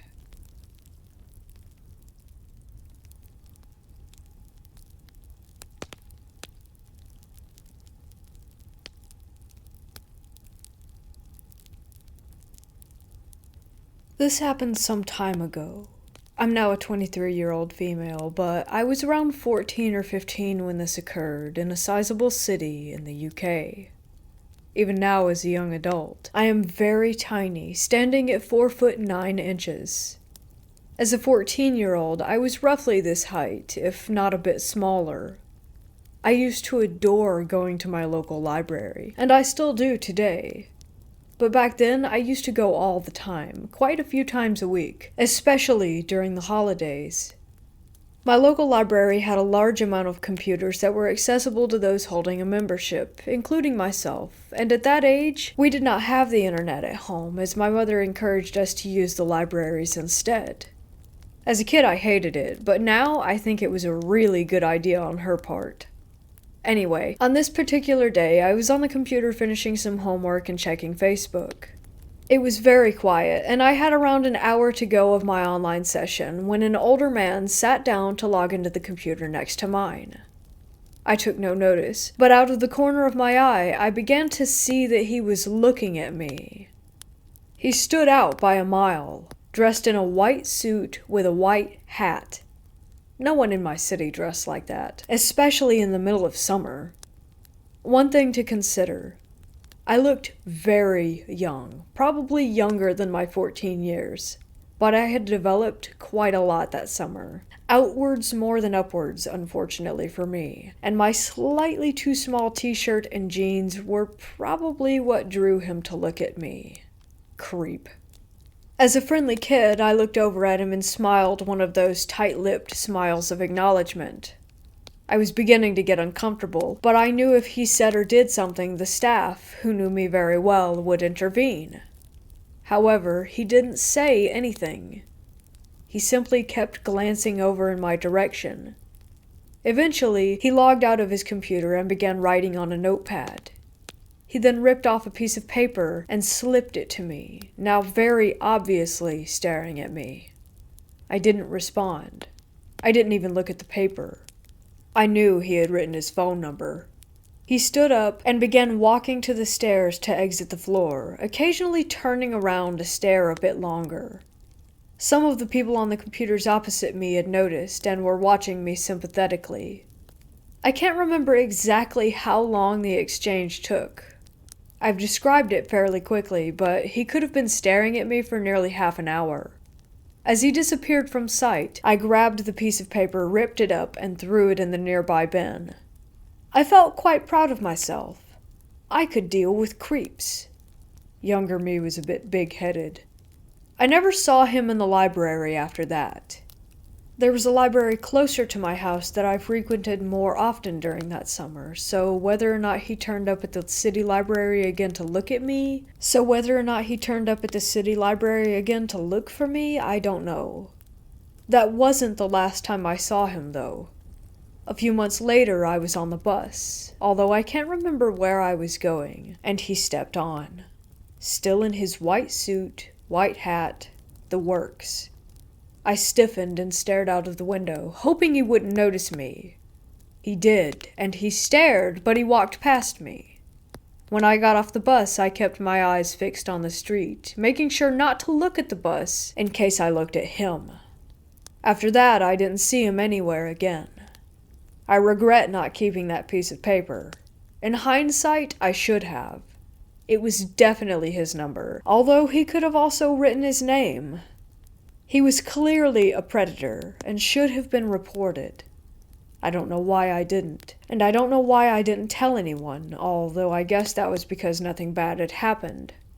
I lived in my hometown for another 6 years before going to university in another city. However, university is now ended for me, and I've returned home wary of creeps. I know this wasn't very scary. I've had other small creep stories, all based in the same city, funnily enough, and they're not scary per se, just uncomfortable. So, man in white, let's not meet again.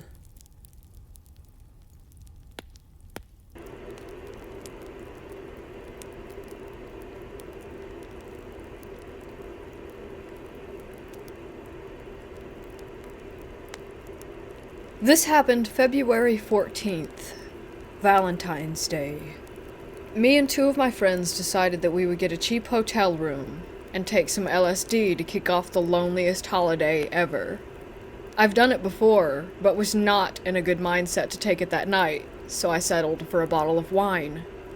Anyway, we weren't familiar with the area of the hotel, but it was cheap, and that's all that mattered to us. It was around 3 in the morning, and outside the door we hear someone stumbling around, bumping into the walls. But it was Valentine's Day anyway, so we just brushed it off as a drunk couple on their way to get it on. The stumbling stopped and went silent right outside of our door. My friends are tripping at this point, and I'm pretty drunk.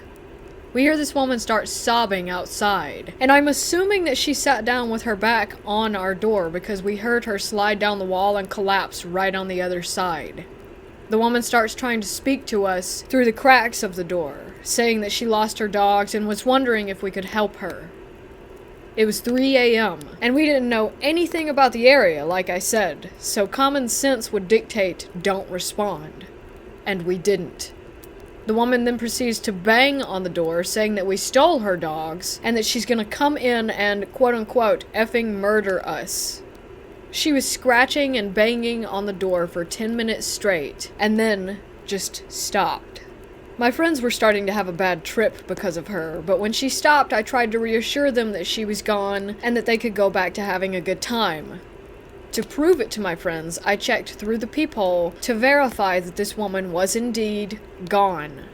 But there she was, trying to stare right back at me through the other side of the peephole. I watched her as she stepped back and stood there, as still and solid as a literal concrete statue. She had her eyes right on mine. I doubt that she could see me through the peephole, but I was making dead eye contact with her. The woman then proceeds to start screaming and throwing her body against the door, which thankfully woke up our neighbors and they called the front desk. The woman behind the front desk comes and tries to get this woman to leave. The woman left, but was going down the walkways of the hotel being loud and refusing to actually leave the property. She was still crying out for her lost dogs in the hotel hallway at 3 a.m. They said that they never saw her leave and implied that she was still inside, so they just told me to keep an eye out for her and call the front desk if anything else happened. The police were called and stayed posted outside the hotel for an extra 30 minutes and then left. It turns out that she was on some really heavy drugs. But still, hearing this woman throw her body onto the door, saying that she would kill us, was incredibly traumatizing. We left early that morning and never went back.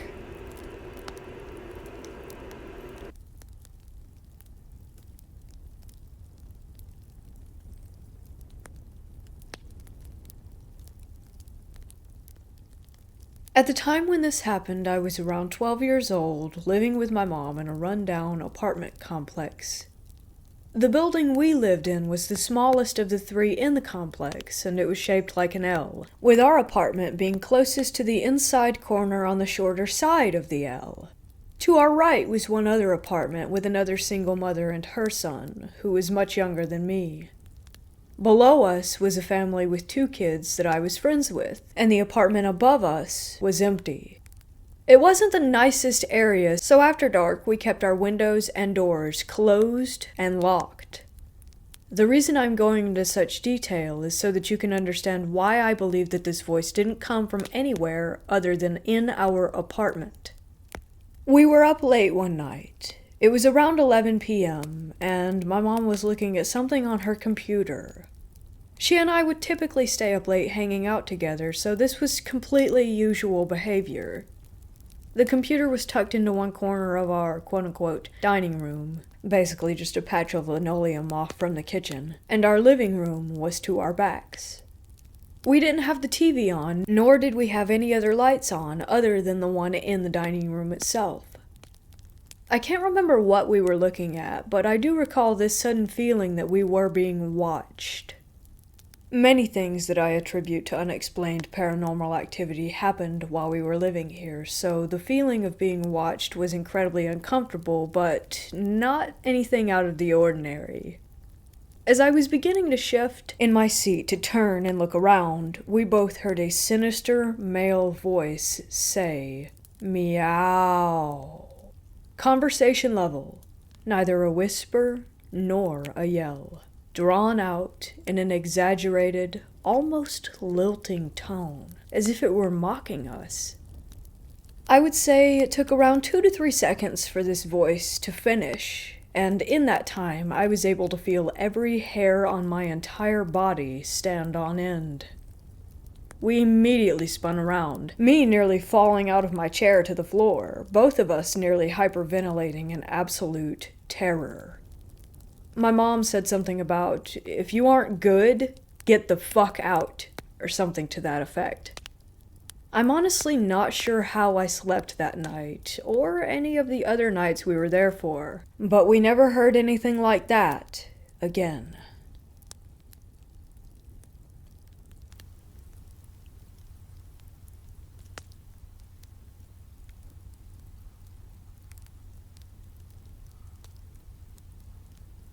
I've had a few paranormal experiences in my lifetime. My mom and dad said that when I was little, they would wake up in the middle of the night to me crawling around my nursery and saying a man with glowing eyes was playing with me. They believed it was my grandfather who died when I was born a hallway away, but I haven't seen him since. Anyway, my boyfriend used to live in an old farmhouse built back in the late 1800s with roommates. None of them believed in activity, but I asked about the old barns in the house when I was staying there. I always felt unsettled in the house when I would sleep there and often would wake up at around 3:12 a.m. to pee. But one night I woke up at that time and stumbled down the hall to the bathroom. At the end of the hall was the staircase, which was creaky and old, and I heard it shift.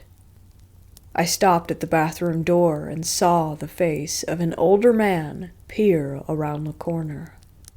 I jumped into the bathroom and shut the door to pee, but felt goosebumps all up my arms and my back. I didn't feel afraid of him. He looked pretty nervous, but it spooked me really bad. I went back to bed and didn't see him again. The next time I stayed there, I woke up at the same time to pee, and I saw him standing against the wall. But this time, he actually reached his hand out to me and motioned to go downstairs. I cautiously went towards him to see him go downstairs, and I peered around the corner to see him facing the door with his hands behind his back and staring at the open field in front of him. This time I noticed that he was wearing glasses and was older, with a scruffy white beard and dirty pants and boots like he'd been working outside. My boyfriend came down and found me, so I went back to bed, but didn't sleep at all.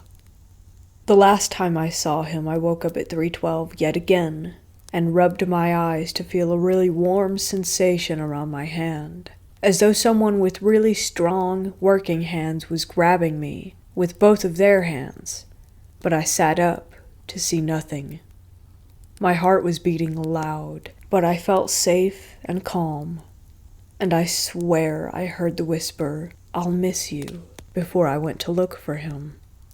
He was in the hallway again, and he tipped his cap before whistling and walking away. I followed him, but didn't see him anywhere. And this was the last night we stayed there before we moved to a different town, into our own home. As crazy as this sounds, I miss him, and he was a sweet soul. I hope the boys that live there don't bother him too much. I asked about him after we left, and visited my boyfriend's friends, and they said their grandfather had died before they were alive, and he was a working farmer whose wife died before him. He loved animals and wore big bottle glasses. I really think it was him, and that since the boys didn't believe in ghosts, that he just wanted someone to be his friend.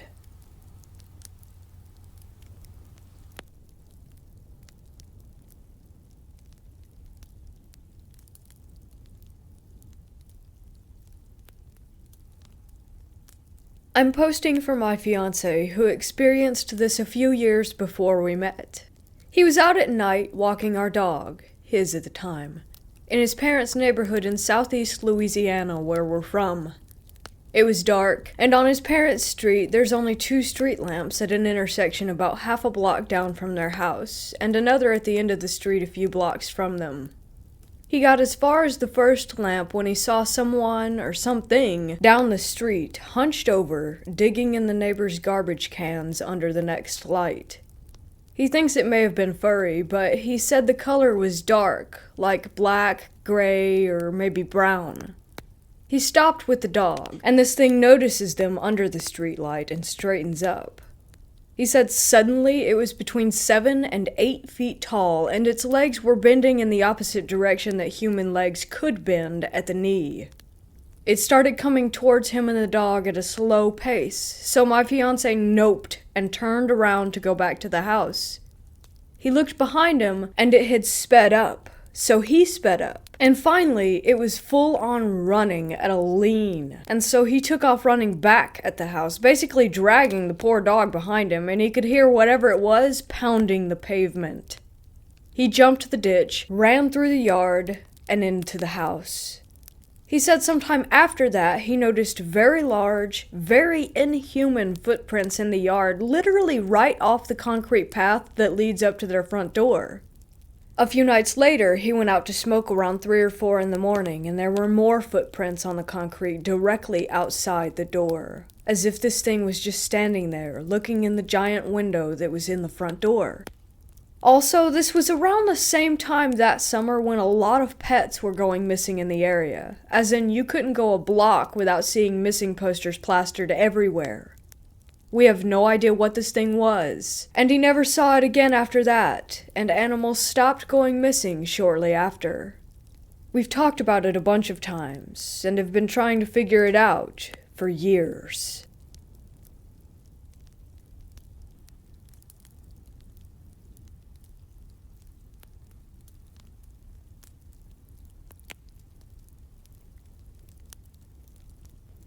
When I was 15, I traveled to Europe with my family. We stayed in Ettal, Germany, in a small inn for a few nights.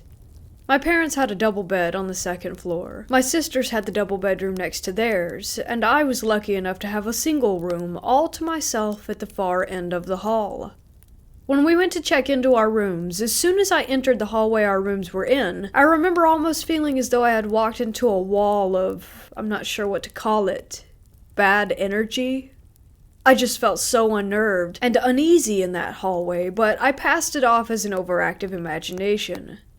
I slept the first night without any issues, other than just waking up a few times. The next morning at breakfast, one of my sisters mentioned feeling really uncomfortable in the hallway, almost as if the air were crushing her. That unnerved me even more, just knowing that I wasn't the only one who felt weirded out. Plus, she was an adult at the time, so it further cemented into my head that that wing of the hotel was odd. Later that night, I'm sleeping peacefully when at about 2 a.m., I'm woken by something ripping the covers off of me and being jerked about 2 feet toward the end of my bed by my ankle. At first, I thought someone had broken into my room, because when I turned toward what had grabbed me, a huge, looming black shape was visible in the darkness, as if a man were in there with me.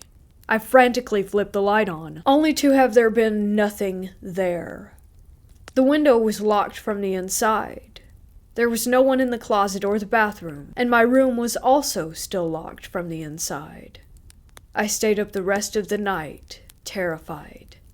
The next morning, we were at breakfast, and my sister mentioned that she was also up half the night, because she thought she saw a person silhouetted against the wall of the room, but when she turned on the light, there was no one there.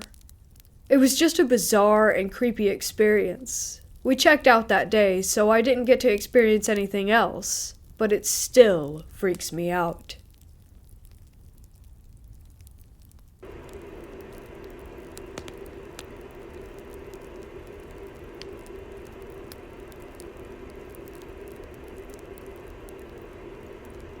I am a 19-year-old female. When I was 8, right around Valentine's Day, I received one of those small manila envelopes in the mail. It had no return address, but it was sent from another state, where I didn't know anyone from.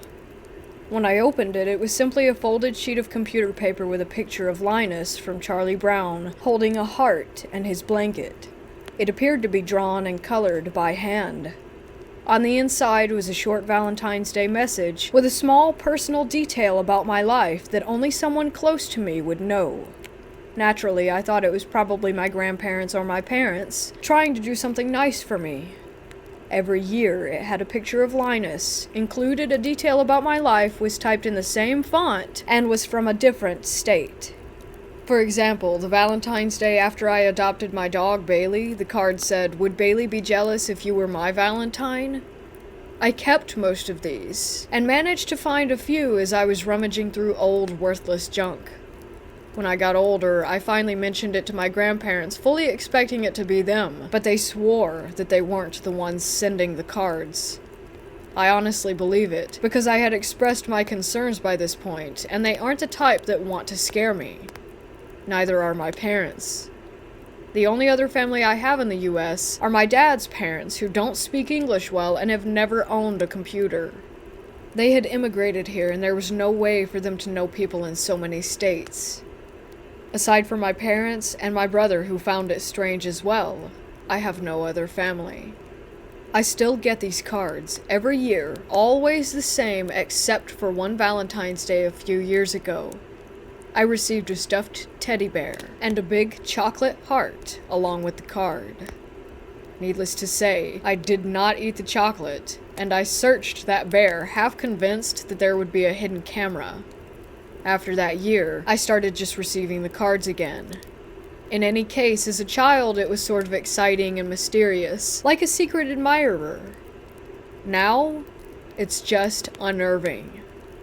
I have racked my brain for years trying to find out who it could possibly be, and I have come up empty-handed. It still makes me uneasy, but if this person wanted to hurt me, I think that they would have done it by now.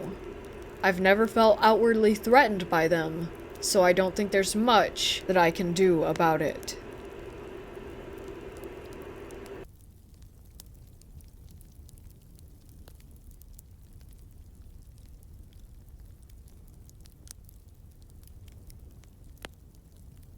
Honestly, I don't think I've ever experienced paranormal activity in terms of seeing something. But ever since I was a kid in my childhood home, I was really scared, almost traumatized of seeing something or hearing something in the dark at night.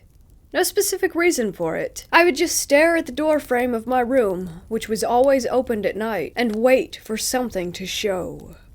I never even liked horror movies, and even now at 21 I avoid them because I know they freak me out, so I don't believe that the fear came from the movies.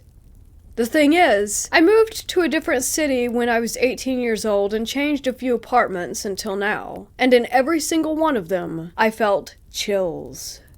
Everything is fine, and then comes a certain time of night when it's like the energy in the room changes, and I have a feeling that someone is watching me.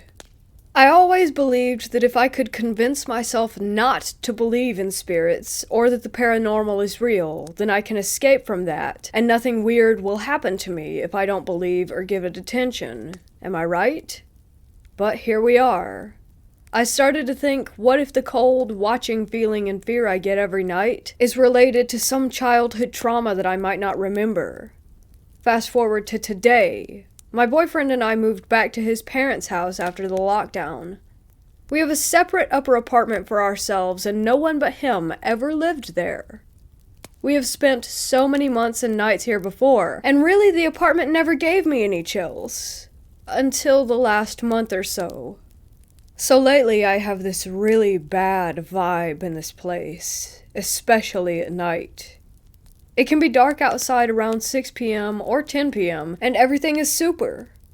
Then there just comes this time, after midnight, when the air in the room changes and I feel like something negative has entered. The whole energy is negative, and the feeling of someone looking at me returns. Most of the time I'm scared to have my eyes opened, that I might see something.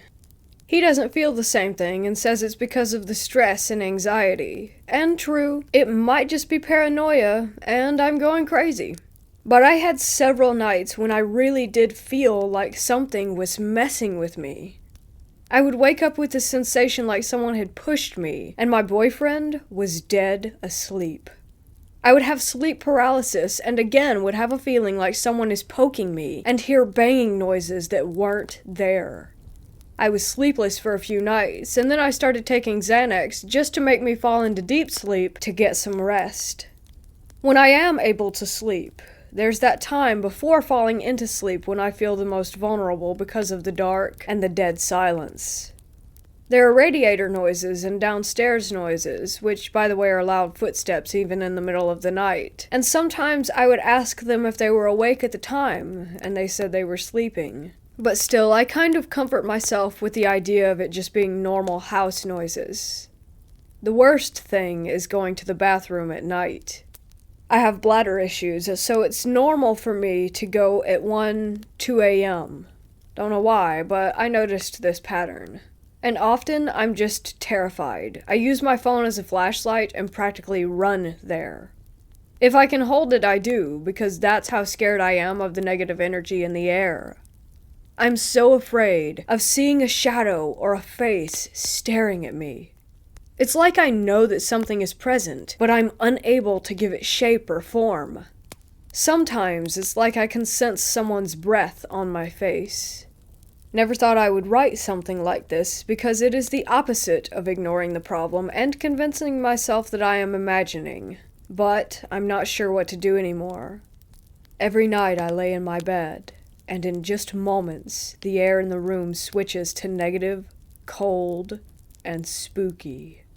I can't live like this. It's stressing me out so much, and I just want to know if it makes any sense. Am I crazy and too paranoid so that I just imagine all of this? Or could it really be that something is there?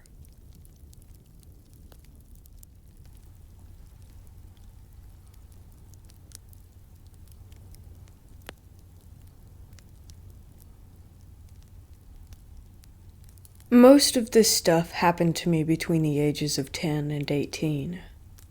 I've posted before about my haunted school, and I'd like to share more of what I've heard. Whatever these things are, they have really enjoyed screwing with me periodically. I was 17 and had just gotten home from some event, either with a church group or some friends, I don't recall. It was about 11 p.m., and as mandated, I woke my parents up to let them know that I was home and alive.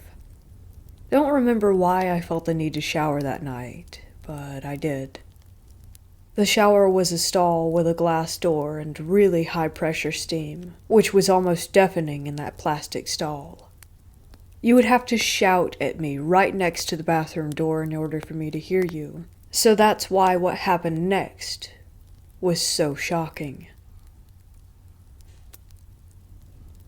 Mid-shower, there was this loud, blood-curdling female scream that I could hear from inside the shower. I had never heard someone scream like that in real life, and it paralyzed me for a second. I have 2 sisters, and so I immediately thought the worst. I busted out of the shower, ran to my parents' room dripping wet, wearing only a towel, fully expecting my parents to be getting up to see who was screaming.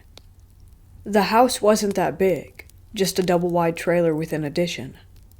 I was shocked to find them in bed asleep still. Their door was open.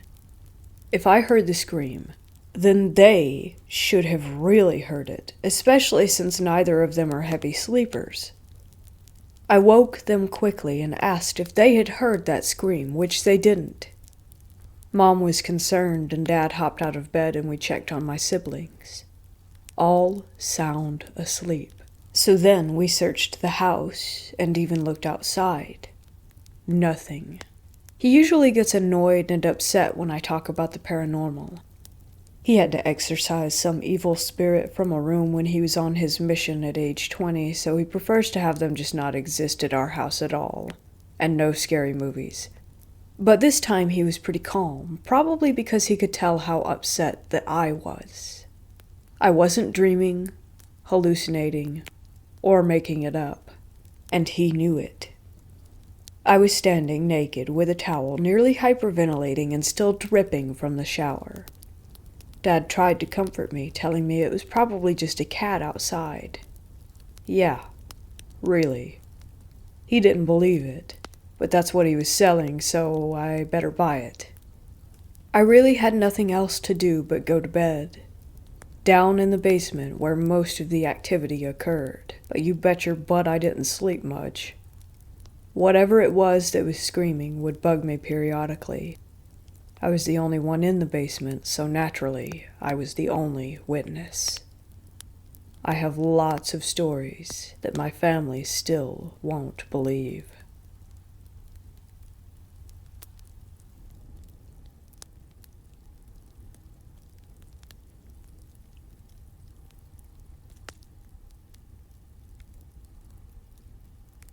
So it was around May of this year when I was playing hide and seek with my family. When the game started, I went to the basement. But after a couple minutes, I was about to be spotted, so I moved to the bathroom, but went backwards into the bathroom. Keep in mind, I was facing the doorway, and that is when it started. When I heard the groans, I froze. They didn't sound human, so I knew it wasn't one of my family members. A couple of minutes went by, and I could still hear the groans, but built up the courage to run out of the bathroom. A couple of more minutes went by. I could still hear the groans, and I had to build up the courage to run from the bathroom. That's all I have to share. If you could explain what happened, then that would be great. My great-grandmother died in that house. It was built in the 1940s, and that basement bathroom was built very poorly.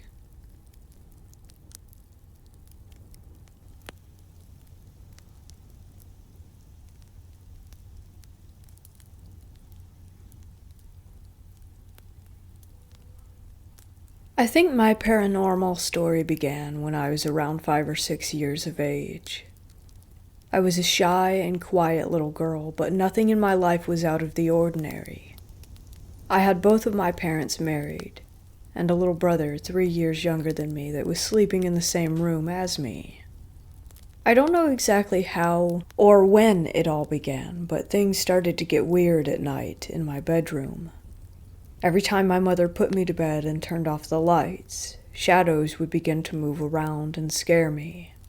By shadows, I mean black entities, like little insects crawling on the walls, standing figures with human shapes, even faces. I was so terrified of the night that I had a hard time falling asleep, and I can't recount how many times I had to turn on my little bed light to chase away the shadows that I was seeing. Nothing bad ever happened to me during those days. These shadows were always just passing by or staring at me, even though I recalled some times that were scarier than others. I remembered one particular night when I opened my eyes and there was just a face, centimeters away from mine, staring at me with dead eyes. I was on top of a bunk bed. Every time something scary would happen to me, my instinct was to turn on a light. Everything disappeared with the light, so I made a habit to save myself like this. And now, at 26 years old, I still need to turn on the lights everywhere I go because I cannot feel at ease in the dark. Of course, I told my experiences to my parents at the time, but they did not really take me seriously. I was quite imaginative for my age, so they thought it was just my silly little brain making things up. At the same time, my vision was starting to get bad and I needed to wear glasses. They used to tell me my blurred vision was creating scary monsters with the things in my room. Every time I was seeing the things in my room, I kept repeating my parents' words to soothe me, but I was still so scared, trembling, and unable to sleep because of what I was seeing. I had bad sleeping habits because of that. I had hard times closing my eyes at night, and I always tried to fall asleep before there was no light left in the house.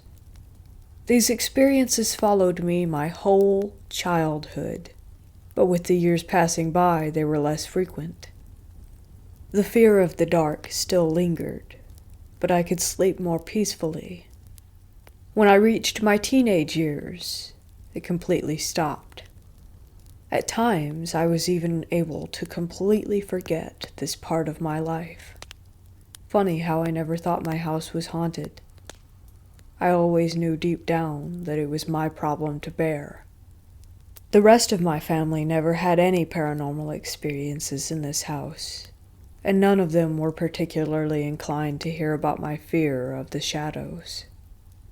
Even though I stopped seeing things after my 12th or 13th birthday, I still had quite the instinct for the paranormal, and I was able to feel if a place was bad or not. But I want to make it clear that I was not seeking paranormal thrills. In fact, I was avoiding those things like the plague. I was still very much traumatized, and I did not want to experience scary things like that ever again. So, I cannot recall if it was during my 14th or 15th birthday years, but I had my final, most horrifying encounter. I was on vacation at my friend's grandmother's house. It was quite an old house, and there were 2 beds in this bedroom for my friend and me to go to sleep. I had slept in this room many nights before without anything happening, and nothing during the evening could explain what took place next. I woke up in the middle of the night with no explanation. I don't remember having a bad dream or hearing something. I just opened my eyes in the complete darkness. The feeling of uneasiness crept in very quickly. Something was not right. I could feel it, but I wasn't sure what yet. I finally lifted my head and saw it. Words cannot describe how horrid the thing I saw was, and how terrified I felt in that instant. Just 2 meters away from me, at the end of my bed, stood a man that I can only describe as grotesque.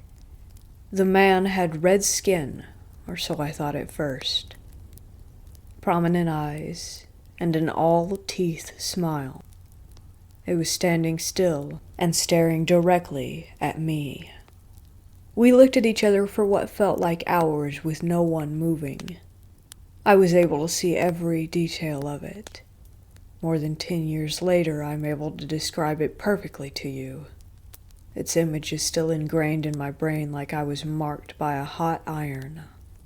Its red skin was actually no skin at all. It was made out of muscles, and its eyes and teeth were very apparent because it had neither eyelid nor lip. Its face was horribly deformed because there were several metal pieces under its muscles that were coming out at random places. It wore a black leather trench coat. I cannot tell you how terrified that I was. My heart plummeted to my stomach and my body felt an uncomfortable hotness within. It was the first time that I was seeing something so vivid and real, and my instincts were screaming that I was in great danger. I could not take my eyes off of the red man. Somehow I knew that I should not let it out of my sight. I didn't scream or panic, but I frantically searched for the light switch that I knew was within reach. The red man was standing still, just looking back at me. I don't know why, but I knew that it was completely amused by the situation and how scared that I was. Finally, I turned on the light, and I thought that I was saved. Remember how the light always helped me chase away the shadows? Well, this time, it did not fucking work. It was still there. It was still staring at me, and I could see it more clearly than ever. It began to shift away, getting closer to my friend's bed. Speaking of my friend, of course he woke up from the light that I had just turned on. He turned toward me, asking me what was happening. I think he knew immediately that something was very wrong from the face that I was probably making and my eyes locked on something next to his bed. He kept turning his head toward the red man that I was looking at, but he obviously was not able to see it. My friend kept asking what was wrong again and again, more panicked each time he was inquiring. I was so horrified that my lips were sealed, so I was not able to respond. The whole event took less than a minute to unfold, but here I was, completely terrified and spooking my friend to death. Finally, the red man began to fade away into thin air. During all this time, it did not break eye contact with me. It did not move its arms or its legs. It just kept staring at me with its eyes with no eyelids and staring at me with no lips. To this day, I have no explanation for it. It was neither a vivid dream, nor a sleep paralysis, and I know what I saw. To further validate my experience, let me tell you another weird thing I experienced not many years ago related to this story. After forgetting about this horrible nightmare for a decade, I happened to tell the story to my father. I was still very surprised by how vividly I could recall the events of that night, and how I could describe its face precisely. I was in an almost trance-like state while taking a bath after that, still thinking about what had happened. I was recreating the red man's face in my head. I began to stare at my own face in the mirror, a mirror that was at least 2.5 meters away from me. I stared at myself for minutes without really thinking about it, just having the red man's face in mind. Somehow, a feeling of uneasiness began to stir in me. I knew something was wrong, but I didn't know what it was at first. I kept staring at my face, in my trance-like state, until I finally realized what was not right with the situation. I was able to see my face. Remember how I told you my eyesight was bad? Well, it did not improve with time. In fact, it got really bad, and without my glasses, I can't see things clearly at all. And here I am, in my bathtub, seeing things clearly for the first time since my toddler years. I got really spooked, and the moment that I realized what was happening, I saw my vision getting blurrier and blurrier. I don't know what to make of the last story. I just wanted to tell you everything that happened to me. I have my own theories, but, again, I do not seek any truth, and I still avoid paranormal things like the plague. Well, that's about it, folks. I hope my experience was interesting to some of you. It was weird and unsettling for me to put words to these events. I feel like every time I mention these things, I put myself closer to the shadows and the red man that still haunt my nightmares to this day. As I said before, I did not experience anything relevant after my teenage years, but the fear of the dark and what it hides is still here.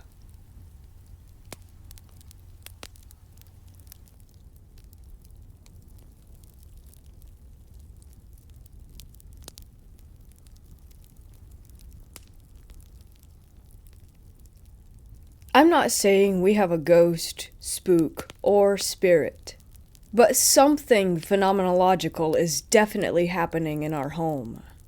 The brief background on the home is that it's over 70 years old in an older part of our town.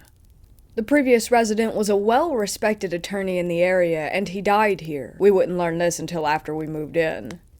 The house was almost completely dismantled and rebuilt with new everything. Paint, electric, plumbing, drywall, etc. One floor, not a whole lot of square footage. An attic that has about 2.5 feet of clearance. Not long after getting moved in, my wife and I learned a little bit more about the house's history, and that the previous owner had passed away, and that it was quite some time after his death before he was discovered. We made peace with this information and continued settling in. The first peculiar incident wasn't really that peculiar. It had been well over a year since the previous owner passed, but he kept receiving mail. A lot of mail. Fun mail, too. Magazines and newspapers with the subscriptions renewing. We remarked on the mail as being merely interesting, and for the sake of creating a tradition, we always kept the old attorney's mail for a day or two, in case he just wanted to read it. Eventually, this would trickle to a stop. The second peculiar incident caught our attention. After 2 months of being in the house, we decided to get newer, better locks for the doors. I had a new key, my wife had a new key. 2 extra keys went on the key hook. A few days go by, and my wife asked me if I had lost my key or if I had trouble locking or unlocking the door. I hadn't. She showed me the 2 extra keys. both were still on the wire ring, and both had bends of about 15 degrees right at the key shoulder. We agreed that this was odd, but we let it go with some loose rationalizations. The third peculiar incident started a little over 2 years ago and continues still. Neither I nor my wife smoke. However, about once every 2 weeks on a random day, and usually after midnight, the distinct odor of warm cigarette smoke can be smelled in our living room. At first, we thought it was someone walking nearby, or a neighbor, or an odd or unfortunate combination of smells from a garbage can. We got some cameras and pointed them outside to see what we could see. Nothing. The last time we smelled cigarettes was about 2 weeks ago.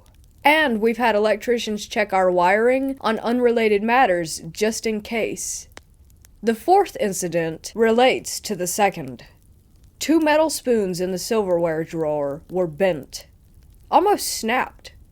Aside from the cigarette smoke, it's been a while since anything has happened, until last week. For whatever reason, the attorney's mail is resumed and the fifth peculiar incident has occurred. I work out in the woods, and my wife now works from home in the company of our 2 cats. In a flurry of texts and phone calls, she told me that it sounded like someone was running around upstairs, as if they were rushing across the house to answer the phone, was how she described it. We've had squirrels in our useless attic and the occasional tree branch. The footsteps exceeded both of those. The sixth and most recent peculiar incident is equal parts mundane and intriguing. We have a favorite spatula. Yes, we do. Some of you reading this probably have your own favorite spatula, spoon, fork, pot, pan as well. We used the bright robin's egg blue utensil to make our Thanksgiving dinner and set it aside with the rest of the cooking detritus. That evening, and the following morning, the kitchen is cleaned and everything is put away. Sunday began the greater holiday baking season, requiring the favorite spatula. Except, it was missing. The ceramic container where the utensils are stored has everything else. Red things, green things, metal things, wooden things. Visual inspection of the surrounding area results in zilch. Every cupboard and drawer opened and investigated to nothing. We sadly conclude that after the big cleanup, it must have ended up in the trash. So we began an online hunt for its replacement. On Friday last, I get a picture of the utensils sitting quite happily amongst all the others. I was confused by this, since the evening before we had to use other tools instead of the missing spatula because it was missing. So, sometime after 9:30 p.m. Thursday and 7:18 a.m. on Friday, something that was missing for at least 5 days returned. So, here it is in order. 1. A confluence of strange coincidences. 2. Sleepwalking. 3. Someone is managing to live in our attic.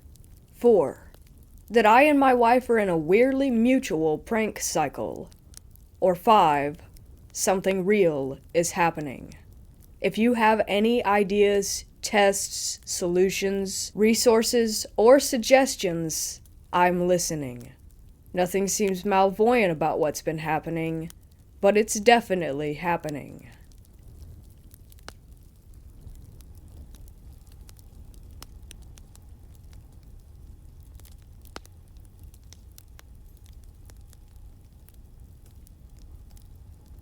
This story happened around 4 years ago when I was 15 years old and we had just moved into this house. We live in a very small tourist town. School K through 12 in one building, population of 700, not during tourist season kind of small. There was this weird druggie that everyone knew and hated. He lived in one of his parents' houses and didn't pay rent, so they decided to kick him out. My parents were friends with the family and helped take care of his kids when he couldn't, so we were on pretty good terms. They gave the druggie, I'll just call him D for short, 30 days to move out for failing to pay a single rent check in his miserable life. We weren't doing very well at all financially and needed somewhere to stay or rent. We began talking to D's parents about the house, and they said we could begin renting to buy as soon as he moved out. The 30-day mark came around and we asked if he was ready, and he acted like he knew nothing about what we were talking about. His parents said they were just going to give him some extra days and help him move his stuff, so we waited another month. At this point, the current place we were staying in we had to move out of in a few days. We went to the house and went inside to see all of Dee's stuff still there. We decided we couldn't wait, and just bagged his stuff up and told him to pick it up. Fast forward about a year. We always heard scurrying, like mice and stuff in the ceiling. But we have a ton of strange animals, like mice, snakes, lizards, chinchillas, etc. One of our 4 snakes went missing from its closed tank with the clips holding down the lid. There were no holes anywhere to be found. We didn't think anything of it, but it was a bit strange. Eventually we started hearing louder sounds, and our dad said it was just the house settling.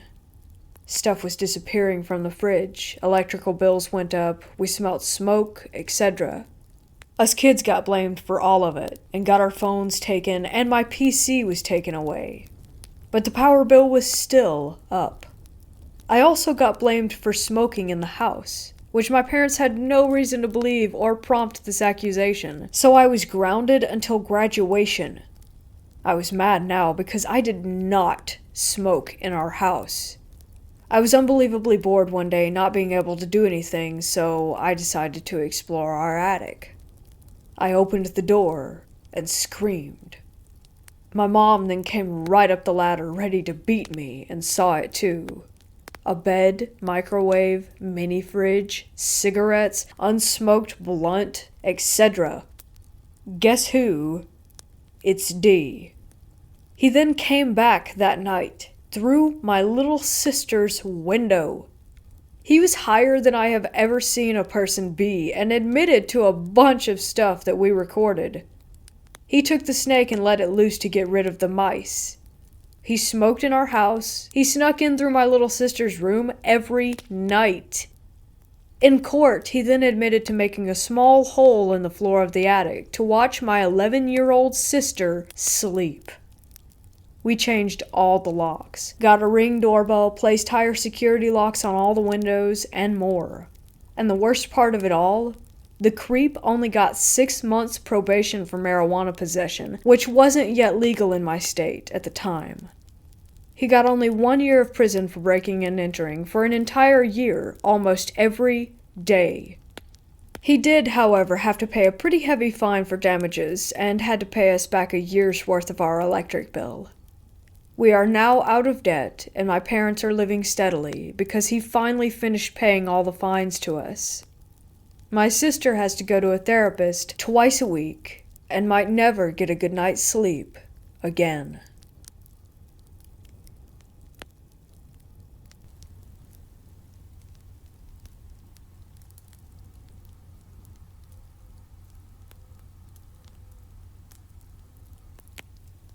This is one of the unexplained series of events, and the existence of the unknown, in my very intimate environment. Location. My grandma's apartment is in one of the populous areas of Yangon's downtown, which is a 30-year-old apartment that has no record of criminal activity or any violent events whatsoever. The place?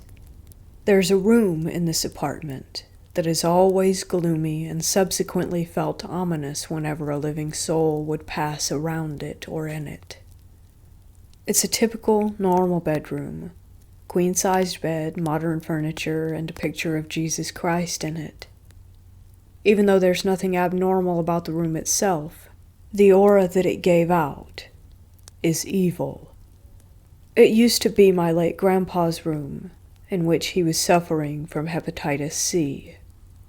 The problem. The room itself is locked now and no one lives in it, since it used to cause the house members and guests chills whenever a person or just someone would pass around the room unexpectedly. Whenever you look inside it, there's no one. Sometimes a 3-second long snickering laugh in a low tone can be heard. This can happen at any time of the day. Sometimes there's nothing at all. But whenever a person tries to lay on the bed of that room, everyone who's done it has said that they felt someone is watching them with an evil smile. But it's just their feeling, including mine. Another common denominator is that we cannot identify how that evil looks or where it came from. We all know that something is just there. What all of the house members and guests agree on is that something is watching the bed, as previously stated, with an evil smile. The aftermath. Even though no one goes near there and the room is locked since my grandpa's death, we are all worried due to the frequent sounds and laughter that we can hear at any random time. My aunt, who lives with my grandma at the same apartment, said that clapping can also be heard at a certain time of night, but not regularly.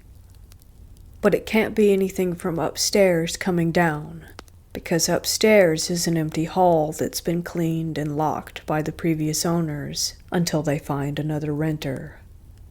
These events are strange since they didn't happen right away after my grandparents moved in. It started happening like a decade after they've been living there. The rest is history. I hope you all can tell me what it is. All the family members are questioning to this day.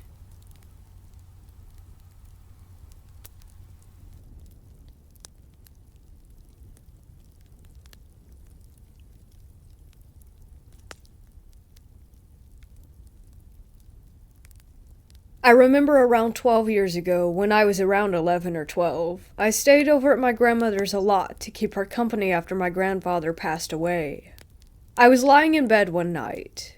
I had just turned the TV off to go to sleep when I heard a creaking sound outside the door, but I just thought it was Grandma going to the bathroom since she had to walk past my room to get there. Then, I heard the handle being pulled down, and again I just thought it was my grandma, maybe just coming in to say goodnight before bed. As I looked toward the door, I saw a large, white hand grip the edge of the door, and instantly I knew it wasn't her. I was too terrified to say or do anything, so I just kept watching as the door slowly opened. Because of the window at the top of the stairs outside the room, there was just enough light from the streetlights outside coming through to see what it was. It was a tall, slightly transparent figure. It just stood in the doorway for what could have been seconds or minutes, or who really knows how long. I couldn't look away, and I refused to shut my eyes, even to blink, but of course, I had to eventually, and once I blinked, the figure was gone, with only the open door as proof that it wasn't my imagination. To this day, I still don't know what it was. I told my friends before, and they said it could have been my grandfather's ghost, but it was way too tall and skeletal looking to be my grandfather in my opinion, and I felt a deep, sinister feeling from it that couldn't be further from the warm, loving person that my grandfather had been. I've had a few odd experiences with things before that I could chalk up to imagination or overreacting, but as they say, you have to see it to believe it. And after that day, I certainly believe. Ever since, it's had me wondering what else could be out there.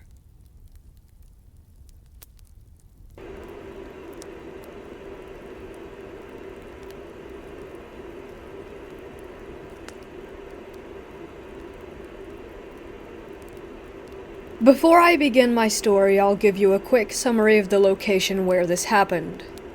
At my middle school, in the other half of the building built in the 1950s at some point. All the classrooms have little windows next to them. My reason for bringing this up is a horrifying event that took place during my 5th class today involving one of these said windows. I walked into the classroom and set my stuff down, preparing to ask the boy next to me named Cameron if he had a pencil. As I was about to open my mouth, I heard a loud smacking sound followed by a crunch, followed by a shattering type noise. Sort of like when you drop a box of pencils or markers. All of a sudden, I was deafened by screams of shock and agony. My classmates were now in the hall, shocked by something just barely out of my line of sight. I walked into the hallway with them. Being on the shorter end of the height spectrum, I had to shove my way to the front of the group. What I saw next will haunt my dreams for the rest of my life. I saw a girl rolling around on the floor, smearing blood on the dirty linoleum tiles. At first I couldn't tell what happened, but I got the picture after a few seconds. This girl was a special needs student. After being rejected by a boy in her class, she went completely ballistic and without thinking had punched one of the windows next to a neighboring classroom's door. There was broken glass and blood everywhere. Thankfully, the classroom next to ours is vacant, and no one was in there at the time of the incident. After about 10 minutes, teachers got the situation calmed down. The girl was completely insane and tried to fight the man who came to help her. The school ended up going into a lockdown. She had to go to the hospital, and even though no one really knew her, we were all in legitimate shock by the horrible scene. I really hope that she's getting the help she needs, and hope that she doesn't have a fistful of glass shards. I've seen some really crazy things at my school, but that might have been the most messed up thing I've ever witnessed.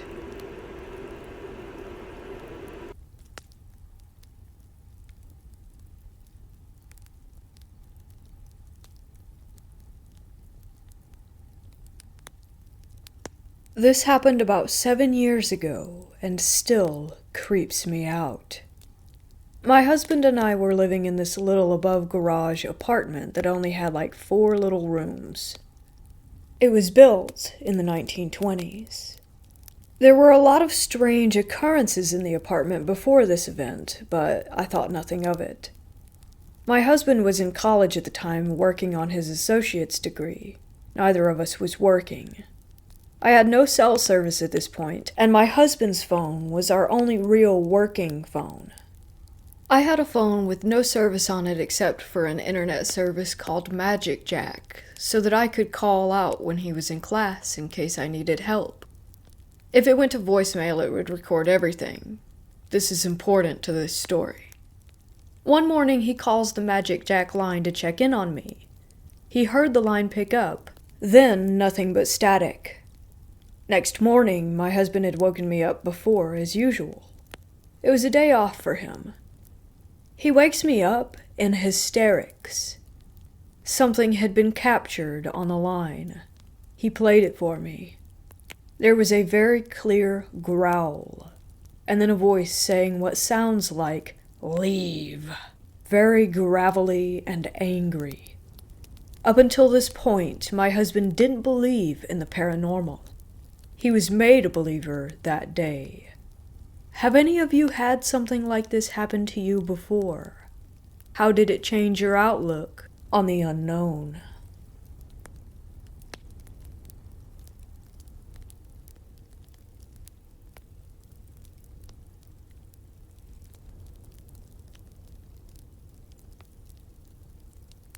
My family and I lived at a large property called Gladstone Villa in the former mining town of Bargoed, in the Caerphilly County Borough of the South Wales Valleys in the UK. From 1969 to 1978, we experienced activity that simply defied rational explanation, such as lights going off and on. We witnessed electrical cables being pulled, and my grandfather Bill claimed to have had a glass bottle thrown towards him as he entered the main bedroom, missing him by inches.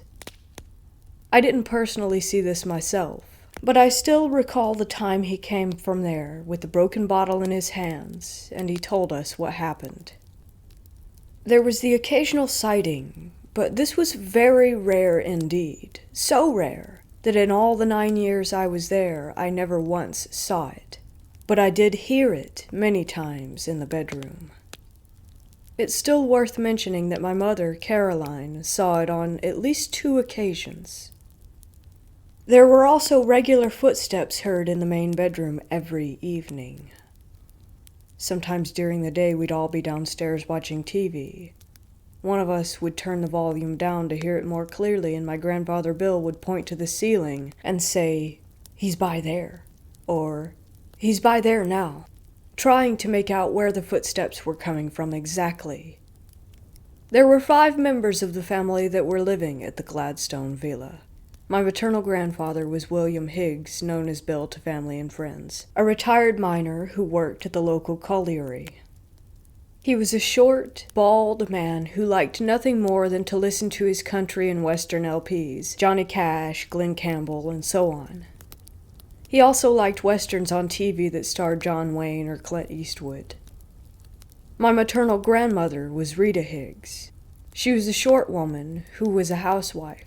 She was completely teetotal, but liked to smoke. She also liked collecting garden gnomes and liked watching soap operas on TV.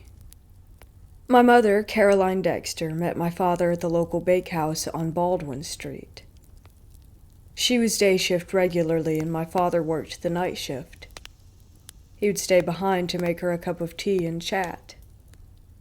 They dated for 3 years before they got married on Monday, the 1st of April, 1968. The Beatles were number 1 with Lady Madonna. They did not get a place of their own, but they decided to live with my grandparents at Gladstone Villa, which was in Cardiff Road. I was born on August 24th, 1969, when everyone was listening to the latest number 1 in the charts, Honky Tonk Woman by the Rolling Stones.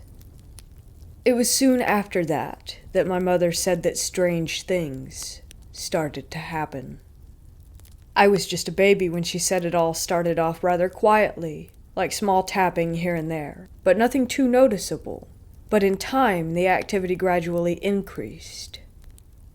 One time my mother said the family heard a noise like someone jumping down from the attic and onto the landing. Naturally thinking that someone was trying to break in, they went to see what was going on. When they got there, they found no one, but the latch to the attic was open. Whatever it was eventually occupied itself in the main bedroom, which incidentally was my grandparents' room. It soon made its presence felt by walking around the bedroom, and the sounds of dragging could be heard. One day, my mother went upstairs to that bedroom to get my father up for work so he could be ready for his night shift. When she got there, she was confronted by the sight of the ironing board placed on my father's torso as he slept. When he awoke, he was astonished to find the situation he was in. He suspected my grandfather Bill was playing pranks, but in time he knew my grandfather was not responsible for it, and he told his work friends what was going on, and it got around town that Gladstone Villa was haunted. My parents separated in 1972 and my father left Gladstone Villa, but it wasn't because of what was going on at the villa. It was just a breakdown of the marriage. They finally divorced on the 25th of April, 1975. The British band the Bay City Rollers were number 1 in the charts with Bye Bye Bay. Again, very apt. It would have been amusing but for the fact of what was going on there. I was barely 2 years old, so I have no memory of my father living at the villa. But he would come to see me every Saturday to take me to see my paternal grandparents and to the local cinema. Great times, even though the paranormal activity still continued. As I got older, too, I witnessed the activity for myself. I actually saw the poltergeist activity. I watched electrical cables being pulled by unseen forces.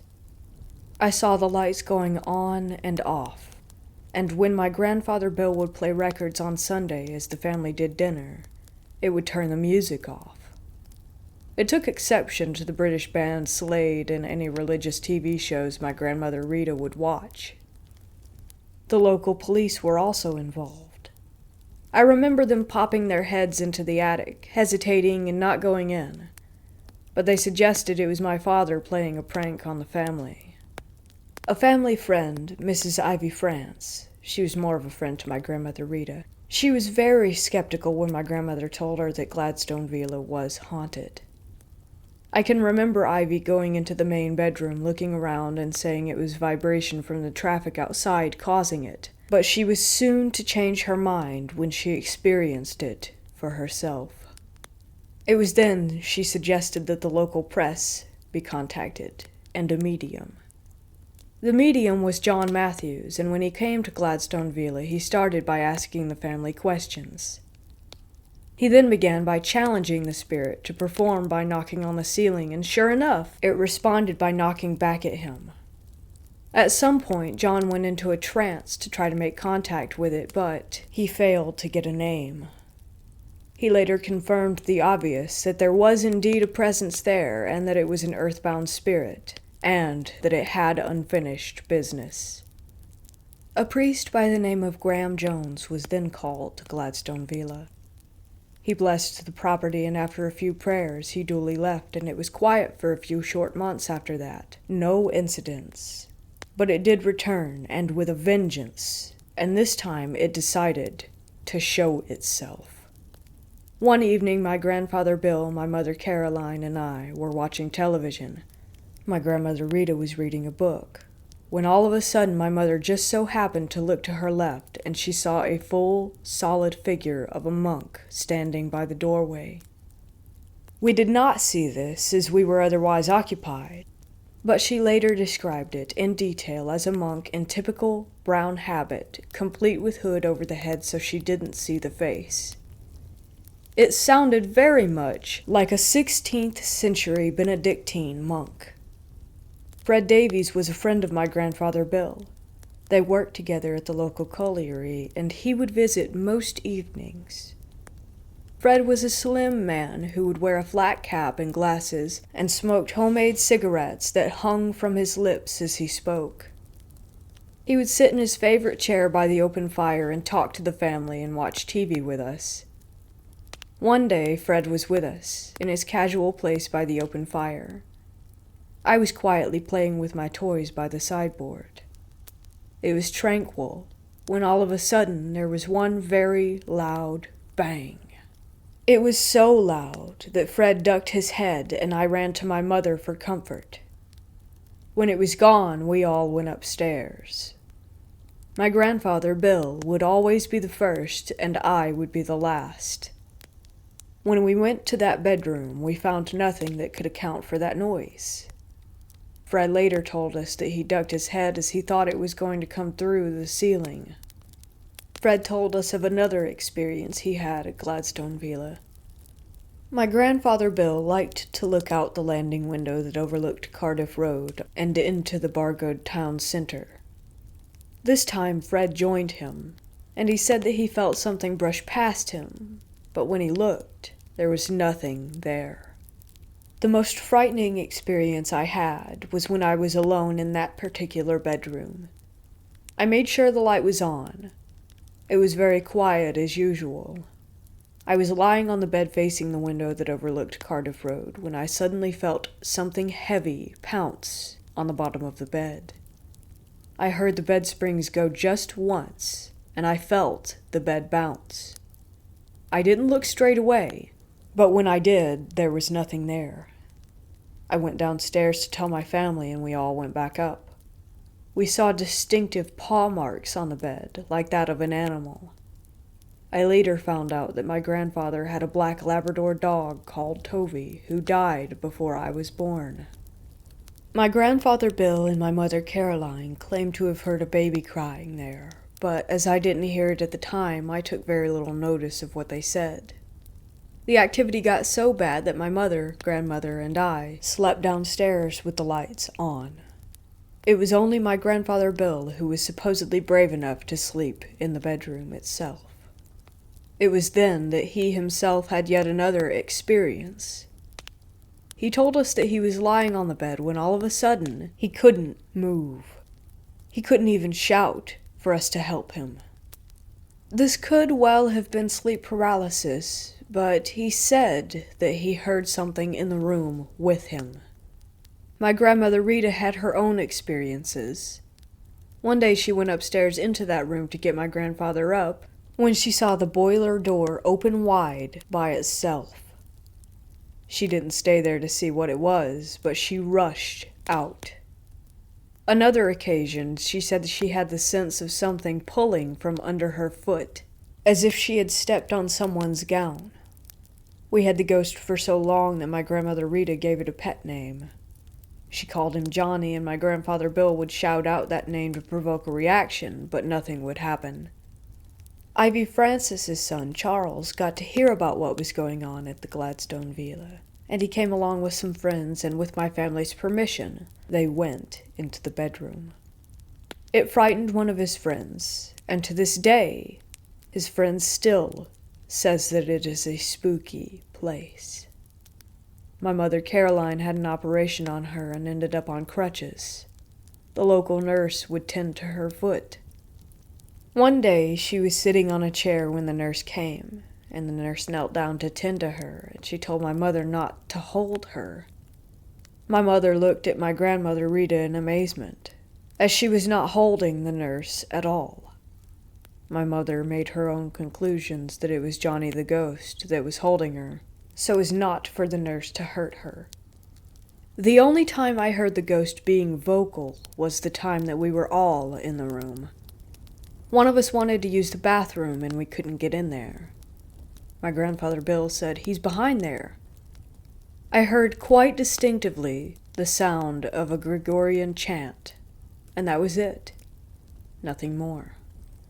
We left in the summer of 1978, when two local businessmen bought the property, and Gladstone Villa was eventually converted into a small hotel and its name changed to Red's Park Hotel. On the night before we moved, there was one final incident that we experienced, as if it knew that we were going, and that was its way of saying goodbye. My mother, grandmother, and I got ready to go to sleep. The light was still on, and then we heard the doorknob turning as if someone were trying to get in.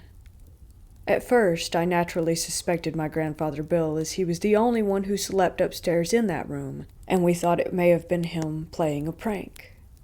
I called out to him, but there was no answer, no laugh that would give him away. We then heard our belongings that were packed in the hallway being thrown around. The next day, we asked my grandfather Bill if it was him playing a joke on us. He insisted that it wasn't him, and to this very day, I believe him. I had my 40th birthday at Red's Park Hotel in August of 2009 for old time's sake, and it was the female staff that told me about the ghost, and I told them what had happened to me there 30 years before. The staff told me of their own personal experiences, lights going off and on, the odd sighting in a room, a bridge, a bride in white was seen. Again, as with the claims of the baby crying that made no sense to me at the time. I did a thorough research of the property in the Cardiff Road area, and I found out some very interesting things indeed. I found out from the Bargood Library and the local newspaper archives that Gladstone Villa dates back to 1900, and it was named after the former British Prime Minister William Gladstone. I discovered the previous people that lived there. The Kimyett family in 1924, the new married couple Michael and Evelyn Kimyett, and a son named Elvin. He died at the property at just 4 months old, according to the archives of Cardiff newspaper The Western Mail of that year. This explained the baby my mother and grandfather had heard in that bedroom so long ago. Mrs. Evelyn Kimyett died in 1970, soon after I was born. Maybe this is why all the activity started. I also found that there was a monastery in Baldwin Street, where my parents met and worked, and there's a property directly opposite the former Gladstone Villa property in Cardiff Road dating back to the 16th century. It is now a public house called the Rafa Club. A priest hide is said to be there, but it's sealed up. This explains the monk that my mother saw. What I have said here is true. I wouldn't share this if I couldn't possibly back this up, and I have used real names, as I have nothing to hide, and all I have said can be verified by the family of those people that I mentioned. Sadly, some of the people I've mentioned are no longer with us. I challenge any hardened skeptic and firm non-believer, and I can assure them that they will indeed most certainly question their belief system. Of this, I have no doubt at all whatsoever. In fact, I am 100% positive.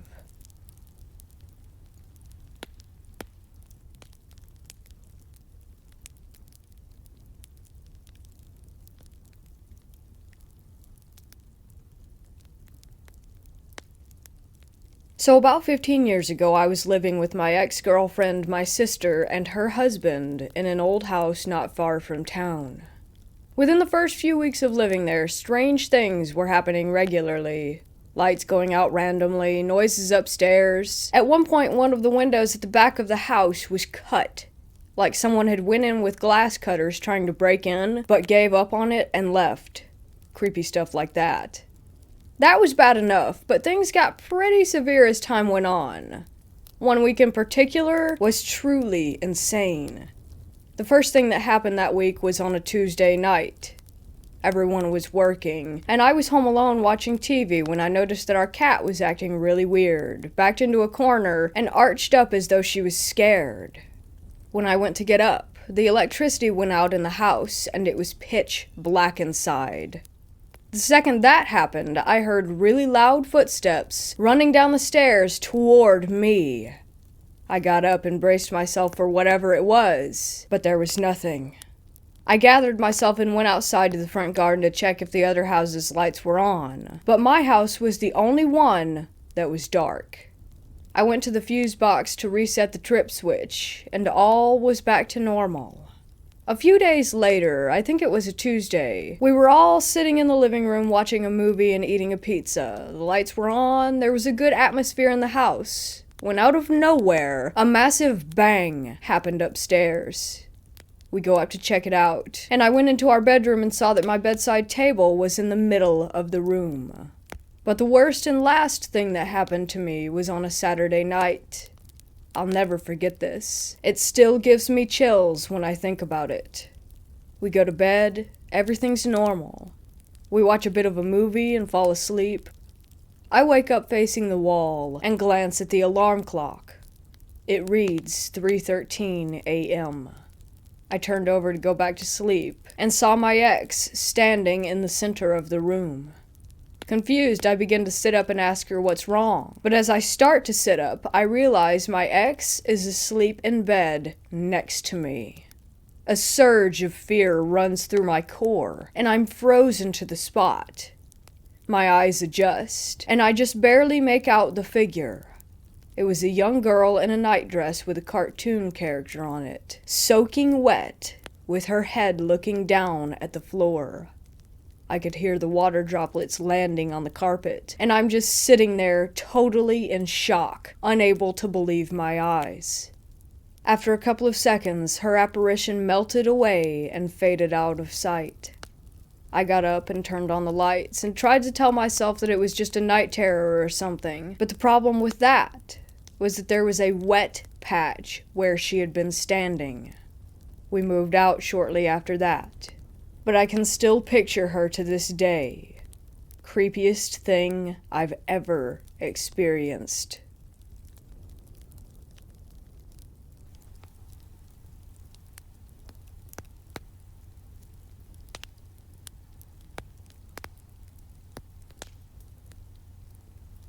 I've had several unexplained encounters which I guess you could say are paranormal. I've never believed in that kind of stuff until the experience that I'm going to tell you now. There's a creek below my house where me and my friend would go to hang out when we were kids. It was away from everyone, where we could do whatever we wanted to. We'd normally build a fire and just chill and bring a radio so that we could listen to music. One day I decided that we should go fishing since we never have down there, and there's a bunch of deep spots that are perfect for it. So I get my grandpa's old fishing rod. It was literally a piece of bamboo with a fishing line tied to it. I don't know why, but I just wanted to test it out. He brought his dad's old fishing pole. Both my grandpa and his dad had unfortunately passed away years ago. We pack everything up and head down. We decide first to start fishing near the entrance to the creek because there's a few deep spots there. So we bait our hooks and I throw my line in and he does second. As we're waiting for a bite, my friend tells me someone is coming. I turn around and see no one, yet he says he can hear walking. I keep looking and soon I see a man coming around the corner wearing a hat and overalls. He's very dirty as well, like he just got done working on a car or something. When he sees us, he stops and stares. My friend starts freaking out and telling me to get my knife, since I always carry one. I, however, feel like he wasn't a threat, and just watched him. My friend has always been nervous around strangers and has a fear of them. He begins walking toward us without a word, and stops only a few feet away from my friend. He doesn't seem to acknowledge me and doesn't even look at me and my friend. He stares at him without uttering a word. My friend finally speaks up and says, "Can I help you?" The man simply replies, "Have you seen my wife and kids?" He also calls my friend by name. My friend replies, "No, I haven't seen anyone else down here." The man says nothing and walks away, and as he walks around the corner, I follow him, and as I look around the corner, he vanishes. I see no trace of him, and there's no place he could have gone except straight, because there's fences on both sides. I look back at my friend and tell him he's gone. My friend tells me that's not possible unless he could run extremely fast uphill. I then asked if he knew him because he called him by name, but he swears he has no idea who the man was and has never seen him before. We both decided that was enough for one day, packed everything up, and left. We never saw him again, though we've been down there hundreds of times since that incident. Not long ago, however, I stumbled upon a gravestone hidden in thick grass at the same creek. It was a man who died in the 1970s, who was also a Vietnam veteran.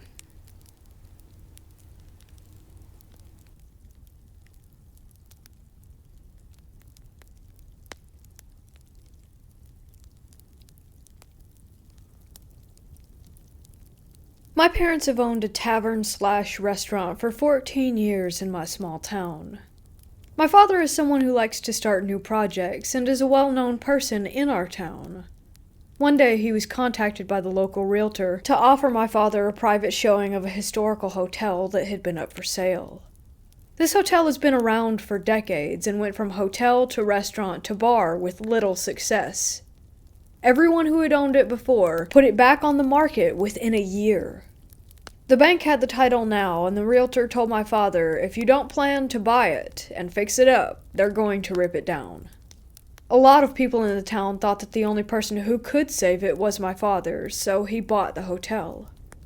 My parents kept the downstairs bar and renovated the upstairs for apartments. This is when odd things started to happen. My father would come home almost every night with the camera footage to show my mom and I.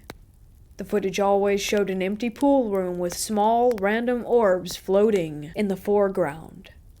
My father is a believer in the paranormal, but my mother is not, so her and I both chalked it up to bugs and dust. Although I will agree, the way the orbs zigzagged around the room was weird, but it still seemed like nothing.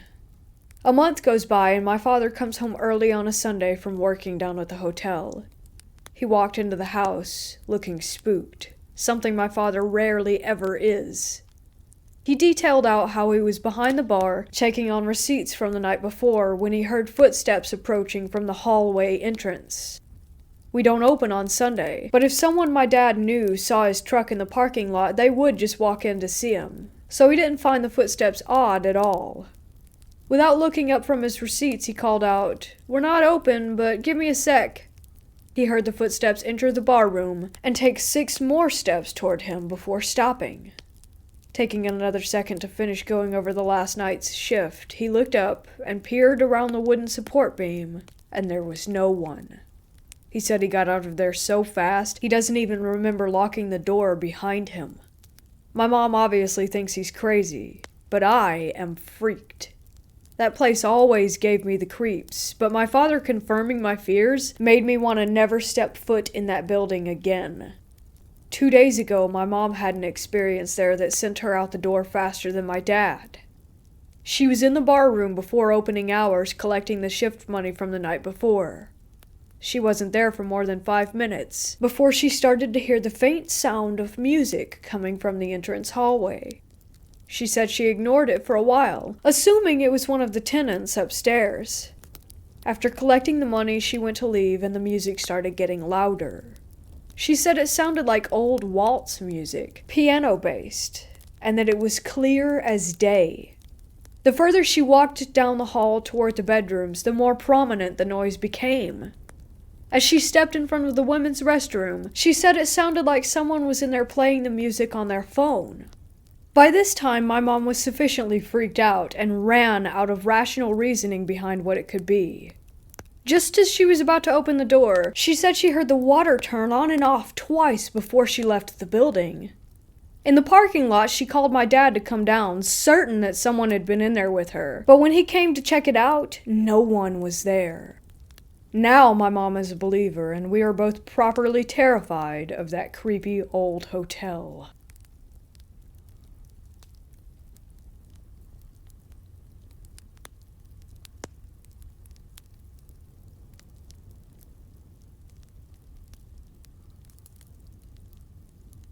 From as early as I can remember, I used to fall asleep watching old, reel-to-reel black and white cartoons on my wall, like Steamboat Willie. I clearly remember the jittery, shutter-like quality of the cartoon from the old reel-to-reel projector. There was no actual movie projector in my room. At night, I would wake up to someone tapping me on the shoulder.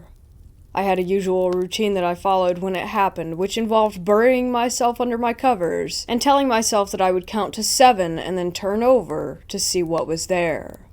Not sure if there's a significance to 7. To this day, I like to end things with 7. For example, I set my alarm at 6:27 and not 6:30. But anyhow, I would go through the counting routine multiple times. I wanted to see what was there, but I was a kid and didn't really want to see what was there.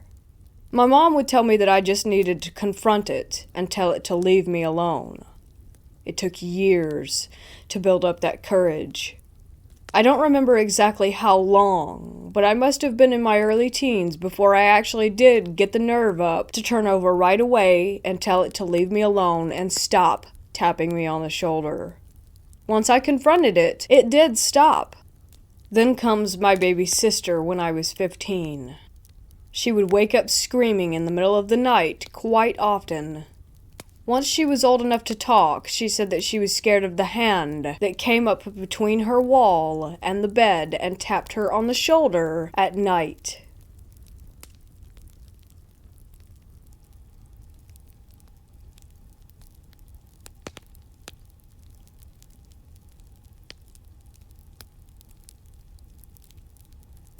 This all happened very recently. I'm a young woman who works late nights at a bar in a city, but I live in a rural area outside of town.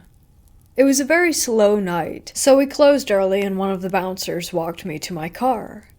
I didn't particularly notice anyone following me while I was on the main roads, just a normal sprinkling of traffic. I first noticed them when they turned onto one of the super small roads that leads toward the area where I live. It was strange because people rarely pull off onto that road at the same time as me, as it isn't very populated at all. But as soon as we were on the winding and unlit road, they began to behave strangely. They'd flash their bright lights at me, and then ride my bumper until they were practically scraping it, and then pull really far back away. I tried speeding up and slowing down, but that didn't seem to matter. When we came to the first intersection, they turned on their signal to go right, but when I went straight, I watched them in my mirror turn the nose of their car to the right, pause for a few seconds, and then follow behind me. This continued for a while. At the next intersection, I signaled left and waited until they did too, and then quickly turned right, and of course, they followed. I then called the cops and told them I was headed toward a gas station I knew to be open and was the only place remotely nearby that might have people at it since almost nothing is 24-hour right now. They said they dispatched police to meet me there, and I tried to focus on driving slowly so that I didn't beat them. When I got to the gas station, I pulled into the little turn lane, which made the car pause and then quickly step on the gas and squeal around the corner.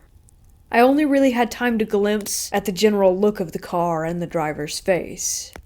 They were alone and very weird looking. Incredibly pale, like albino pale, with short, equally pale hair.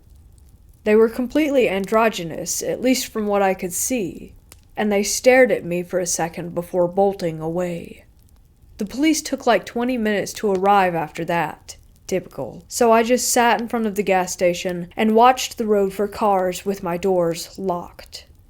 The police said there wasn't anything they could do.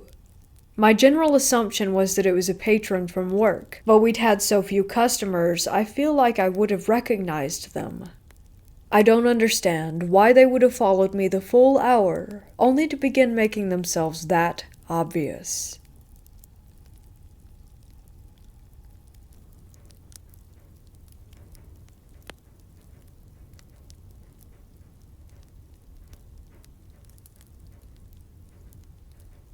On May 9th of this year, I went to a flea market to browse. I passed by a clear cabinet that held an assortment of old antique dolls, and I was particularly drawn to an old, cracked doll wearing a hat with feathers. As I examined her closer, I noticed that she had a cloth body, but her arms, head, and legs were made of the same type of plastic, or possibly porcelain. I felt very drawn to her and was surprised by her price, only $35. She wasn't in very good condition, and was clearly ancient based on the cracks on her body and the way that her face is painted on. I returned to the cashier with the doll, and immediately the workers who had been deep in conversation halted and fell quiet. They proceeded to tell me a little more about the doll, who supposedly hexes anyone who inconveniences her. This only made me feel more inclined to purchase her, as someone who is very interested in the paranormal, and as it is part of my faith, Wicca. So I ended up buying her. My younger sister, 11, wasn't very happy that I had bought the doll, whose name was Madame Leonora. She felt very thrown off by the doll's presence and requested that the doll be placed in the trunk on the ride home. I didn't want to upset the doll in case I got hexed, but my parents insisted that I put the doll in the trunk. So I did. That same day, I almost went to the hospital after an accident at my home. Similar disturbing events happened around the home whenever someone insulted Madame or did something she didn't like. These events pose a possible trauma trigger for some people, so I won't specify what the events were here. Just know that they were serious, and they were awful. I began giving Madame gifts and saying good morning and good night to her every day. On the first day that I gave her a gift, a package that I hadn't been expecting for another 2 weeks came in the mail. Every time I give her a gift, she gives me good luck. Madame and I had formed a friendship, but towards late June I began having strange, very specific dreams. In these dreams, Madame would climb down off of the shelf where she lives and escort me outside. We'd light candles and perform a ritual, and then I would bury Madame in a box with the gifts that I had given her over the months. As soon as the dream ends, I wake up.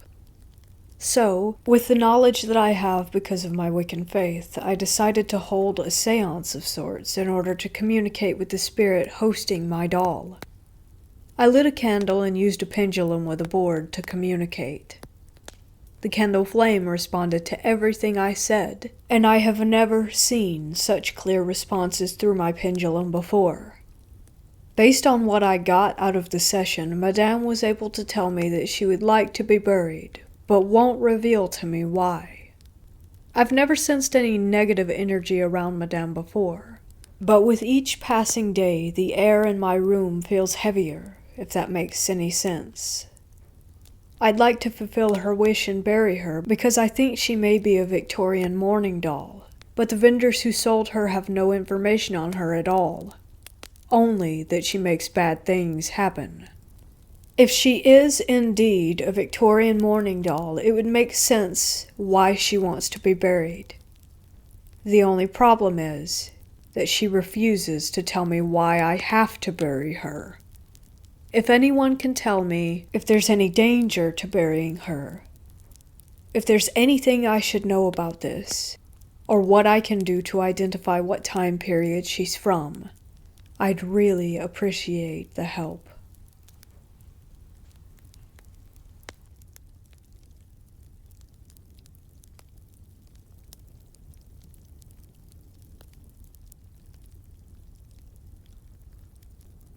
I worked at Hotel del Coronado, opened in 1888, on overnight shifts very often.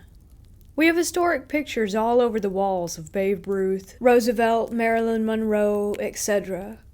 My overnight manager kept a tiny red notebook next to him every shift. Every strange occurrence that would take place would be noted. We have obnoxious ghost tours with crappy unreal stories going on all the time. But in reality, they could have just asked the night crew for some tales. We would have some items turn on and off, which was normal with old wiring. We would receive creepy phone calls. People would see figures that would disappear and hear things when no one was there. Bellmen would find children's handprints littered all over windows and mirrors when they have not seen a child all day. But one story stuck out from the others. The overnight manager was doing his laps around the halls, as he does every night. Some were curved sharp, where you couldn't see what was on the other side. It was around 3 a.m., of course, when a hooded, dark figure darted far ahead across his path. He shouted and scurried quickly.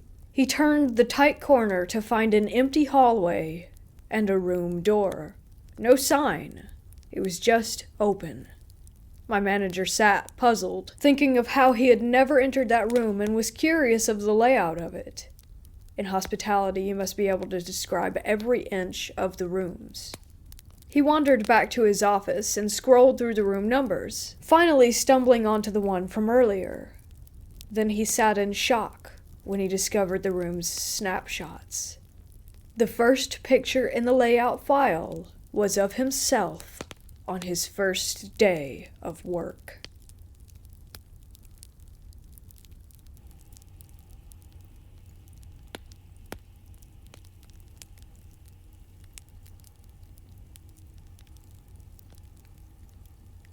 While going through a tough time in my relationship, I decided to move in with my mom for a few months for a break from the chaos. A guy I had met through a mutual friend of ours offered to pick me up in his truck and take us for a drive through the mountain trails behind my mother's house. Bored out of my mind with TV and food, I agreed. He arrived, I got in. We drove to the top of the ridge at the beginning of one of the trails where we stopped to roll up really quick. 5 or 10 minutes later, we were slowly driving along, listening to music, talking, laughing, realizing that we had actually been neighbors years before. The song on the truck radio was changing, and there began a softer song. We could hear the wind blowing quietly through the trees, and all of a sudden there was a whisper. "She's with him," the voice said, extremely clearly. I did not know what to do. I mean, what were they talking about? And even more importantly, who were they?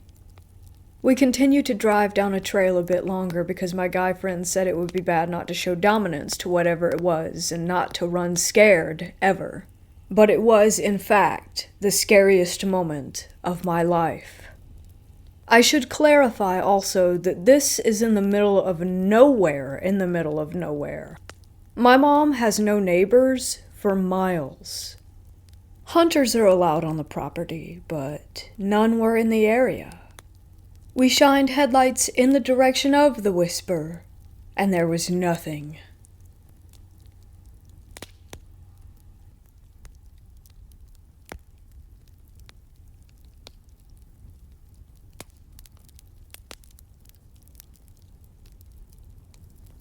This happened around 12 years ago when a group of teens and a few adult chaperones went to a youth conference that was being held at the casino in Minneapolis. Being teenage girls, my friend and I met these guys and decided to snag. I'm native, so that's like hooking up. We stayed out past our curfew and walked around the casino with them, venturing to the golf course. If you've ever been here, the course is huge. We walk over a few small hills that blocked the casino light, and it was moonlit so we could still see pretty well. One of the guys stops and says, "What's that?" So we follow his gaze and see this extremely tall, white, almost glowing figure loping along the next hillside. It looked like the aliens you see on TV, tall and slender, but instead of being green, it was completely white. None of us made a sound as we watched it for a few more seconds, when it turned suddenly and started coming in our direction. We immediately took off running and didn't stop until we were back inside the casino. We all had tears in our eyes, and we didn't talk about it after that. I don't remember even telling our chaperones and friends because we got in so much trouble when our group found us. I definitely believe in each tribe's ghost stories, though I never asked anyone about this particular area.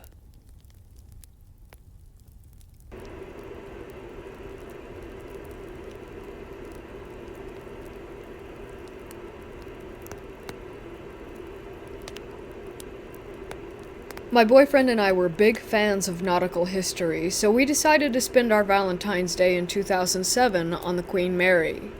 As I'm sure most of you are aware, it's reported to be haunted. That was also the kind of thing that appealed to us, but mostly we have BAs in European history, so it was just cool in general. Anyhow, we got a historical suite, meaning that it was mostly like it had been when the ship was commissioned aside from an old TV. The first night, Valentine's Day night, when we stayed there, we both woke up to what sounded like the drawers of the built-in dresser being opened and slammed shut repeatedly. We're both not the types to freak out and run, but I can't really say why we were both so low-key that we just acknowledged that the other was okay and eventually went back to sleep. Mainly because it was truly alarming at the time. Maybe we just trusted that if we were both okay, that everything else was okay? I really don't know. But then, we didn't know the history about the room. The next day, we went on the ghost tour. Turns out that we were sleeping in the second most haunted room on the ship. The room next door was Churchill's suite, where he planned battles during World War II. While we didn't experience the cigar smell that many have reported while staying in that room, it was still interesting that without knowing our room was known to have paranormal events happen, we did have an experience. We had some really weird camera malfunctions in the engine room, as well as creepy, aggressive feelings in an old museum room on the ship, which we only found because we tried to get into every unlocked room that there was. It honestly felt like someone was creeping up behind our backs. But again, just feelings, so shrug. Anyway, that's my Valentine's Day ghost story.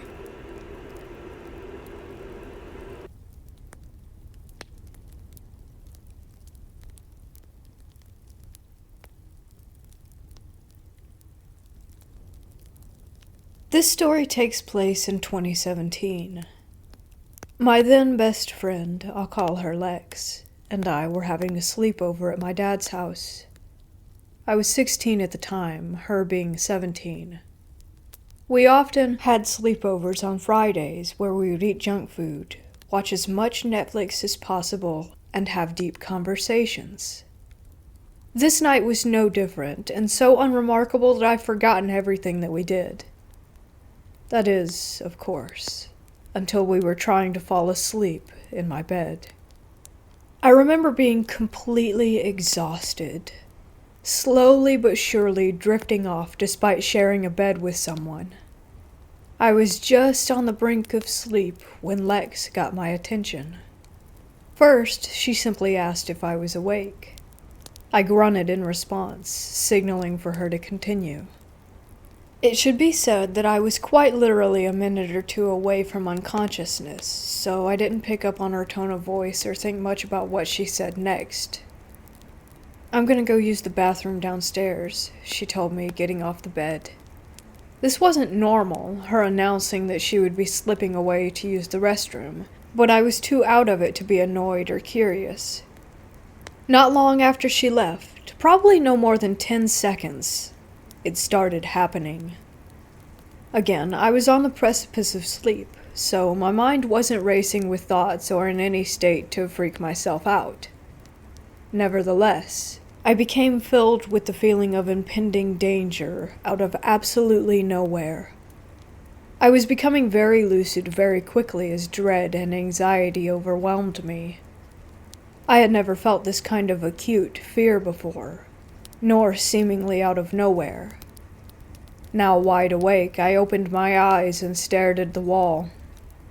Less than a foot away from my face, as I slept facing away from the bedroom door. My heart raced as I tried to understand the situation, but I didn't move. Something told me that moving would be a very bad idea. My room was pitch black as well, so that didn't help matters. All I could think about was how scared I was, and how I hoped that Lex would return soon. I can guess that a few minutes passed like this when suddenly the bed dipped on the side that I wasn't occupying, as if someone were sitting down. Problem was, not only did Lex struggle to get onto my bed due to its height, but my bedroom door had never opened. At this point I was petrified, and I only became more afraid as I felt something against the back of my body. It felt like a person, just gently pressed against me. I thought to myself hysterically that there was no way this was actually happening. I held my breath to better isolate the feeling, horrified to feel the presence moving as if it were breathing, too. In and out, pressed against me. In and out. The atmosphere is still suffocating in the room, filled with what I can only describe as evilness. The aura of whatever was touching me screamed danger. Don't move. I will hurt you. My mind and heart are racing as I try to think of a way out of this. The only balm I have to lessen my anxiety is the fact that I know Lex will eventually return. But what happens then? She wouldn't see whatever it was pressed against me when she entered the bedroom, too occupied with making sure she wasn't disturbing my sleep. So I told myself that once I heard the door open, I would address her and ask her to turn on the lights. After what I would come to find out was about half an hour, Lex finally did return. The second I heard the door open and light flooded into the bedroom, I called her name. She hesitated, her soft voice saying, "Yeah?" I requested bluntly, "Turn on the lights." She did as I asked, and I shot like a bullet from my previous position, whipping around to inspect the area where I had felt the presence. There was nothing. I wouldn't notice right away, but later I realized that the horrifying aura that was plaguing my bedroom had vanished once Lex arrived. It was gone just as suddenly as it had appeared. Still, I was in a state of horror for the next few hours. We watched some cartoons together and decided to sleep with the lights on, but not before talking about what had just happened. Lex revealed to me that the reason she had gone downstairs wasn't to use the restroom, but to call her boyfriend for emotional support. She told me that she had felt panicked, wanting to leave the room to escape from the stifling feeling. Lex couldn't get a hold of him, and spent the next 30 minutes or so trying to calm herself down. In the morning, Lex and I would confide in my dad, the only other person in the house. He was rightly disturbed and told us that he had a nightmare that night. I can't remember what his nightmare consisted of, only that it was a really bad one. My dad is a veteran, so he is not easily spooked, but it left him uneasy. The fact that my dad had a nightmare at all made this whole experience more notable to me. To wrap things up, I want to say that I had improperly used a spirit board a few years before this with a few of my friends at my dad's house. We were children, so we didn't take it any more seriously than any other Halloween game. Nothing of this magnitude had ever occurred before, though. Just this one night. Lex and I were able to acquire holy water from one of the teachers at our high school after she told him the story. We used it to cleanse my bedroom. Nothing strange has happened to me, or my dad, since.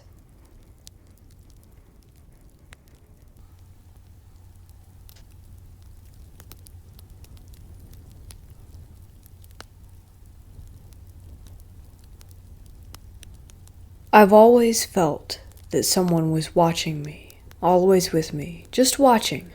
But nobody was to be seen. It was one night during a November break after my birthday, around 2:30, when I started to feel sick, so I got up to use the bathroom. My room was in the basement right next to my parents'. I left my room, and we have this hallway. I walked down, and it was pitch black. I was going up to the door that leads to the stairs, and for a quick second, there was just a girl standing there, and then she just floated up and disappeared.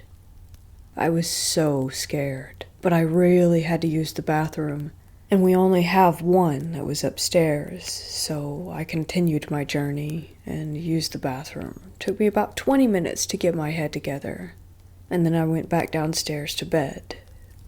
Since I moved into this house, 3 a.m. has always been scary to me because I hear a lot of things, and my parents just think that I'm crazy. But the clock hit 3 a.m. I was already scared for my life, and I said, I'm just going to try to go to bed. I tried for about 10 minutes, and it felt like I was being watched still, so I said, hello, is anybody there?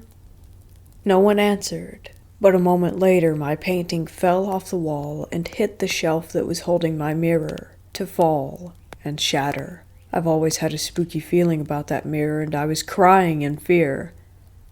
After I calmed down, around 3:50, I was going to bed again, and I felt a tug on my foot, but just pushed it away. After the third time, I sat up and saw the same girl from earlier. Her bright green eyes glowed, but her long, blue, scruffy dress was beautiful. It was scary, but I felt like I've seen her somewhere, or she looked really familiar to me and looked like a younger version of me. Ever since then, I haven't heard a word or peep out of anything, but I still feel her presence.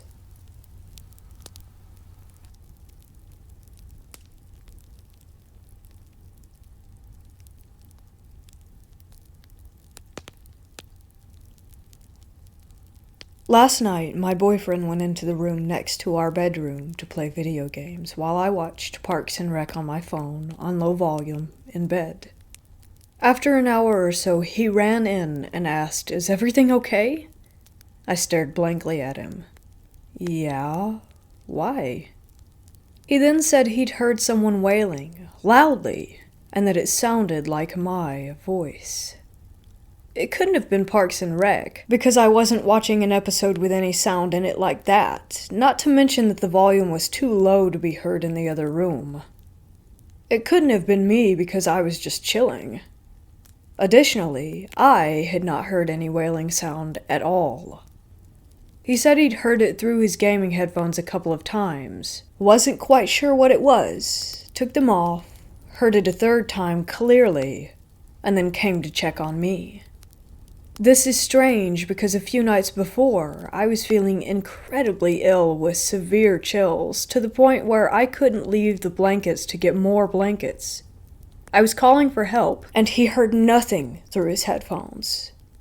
They're pretty good at canceling outside noise, plus he plays the game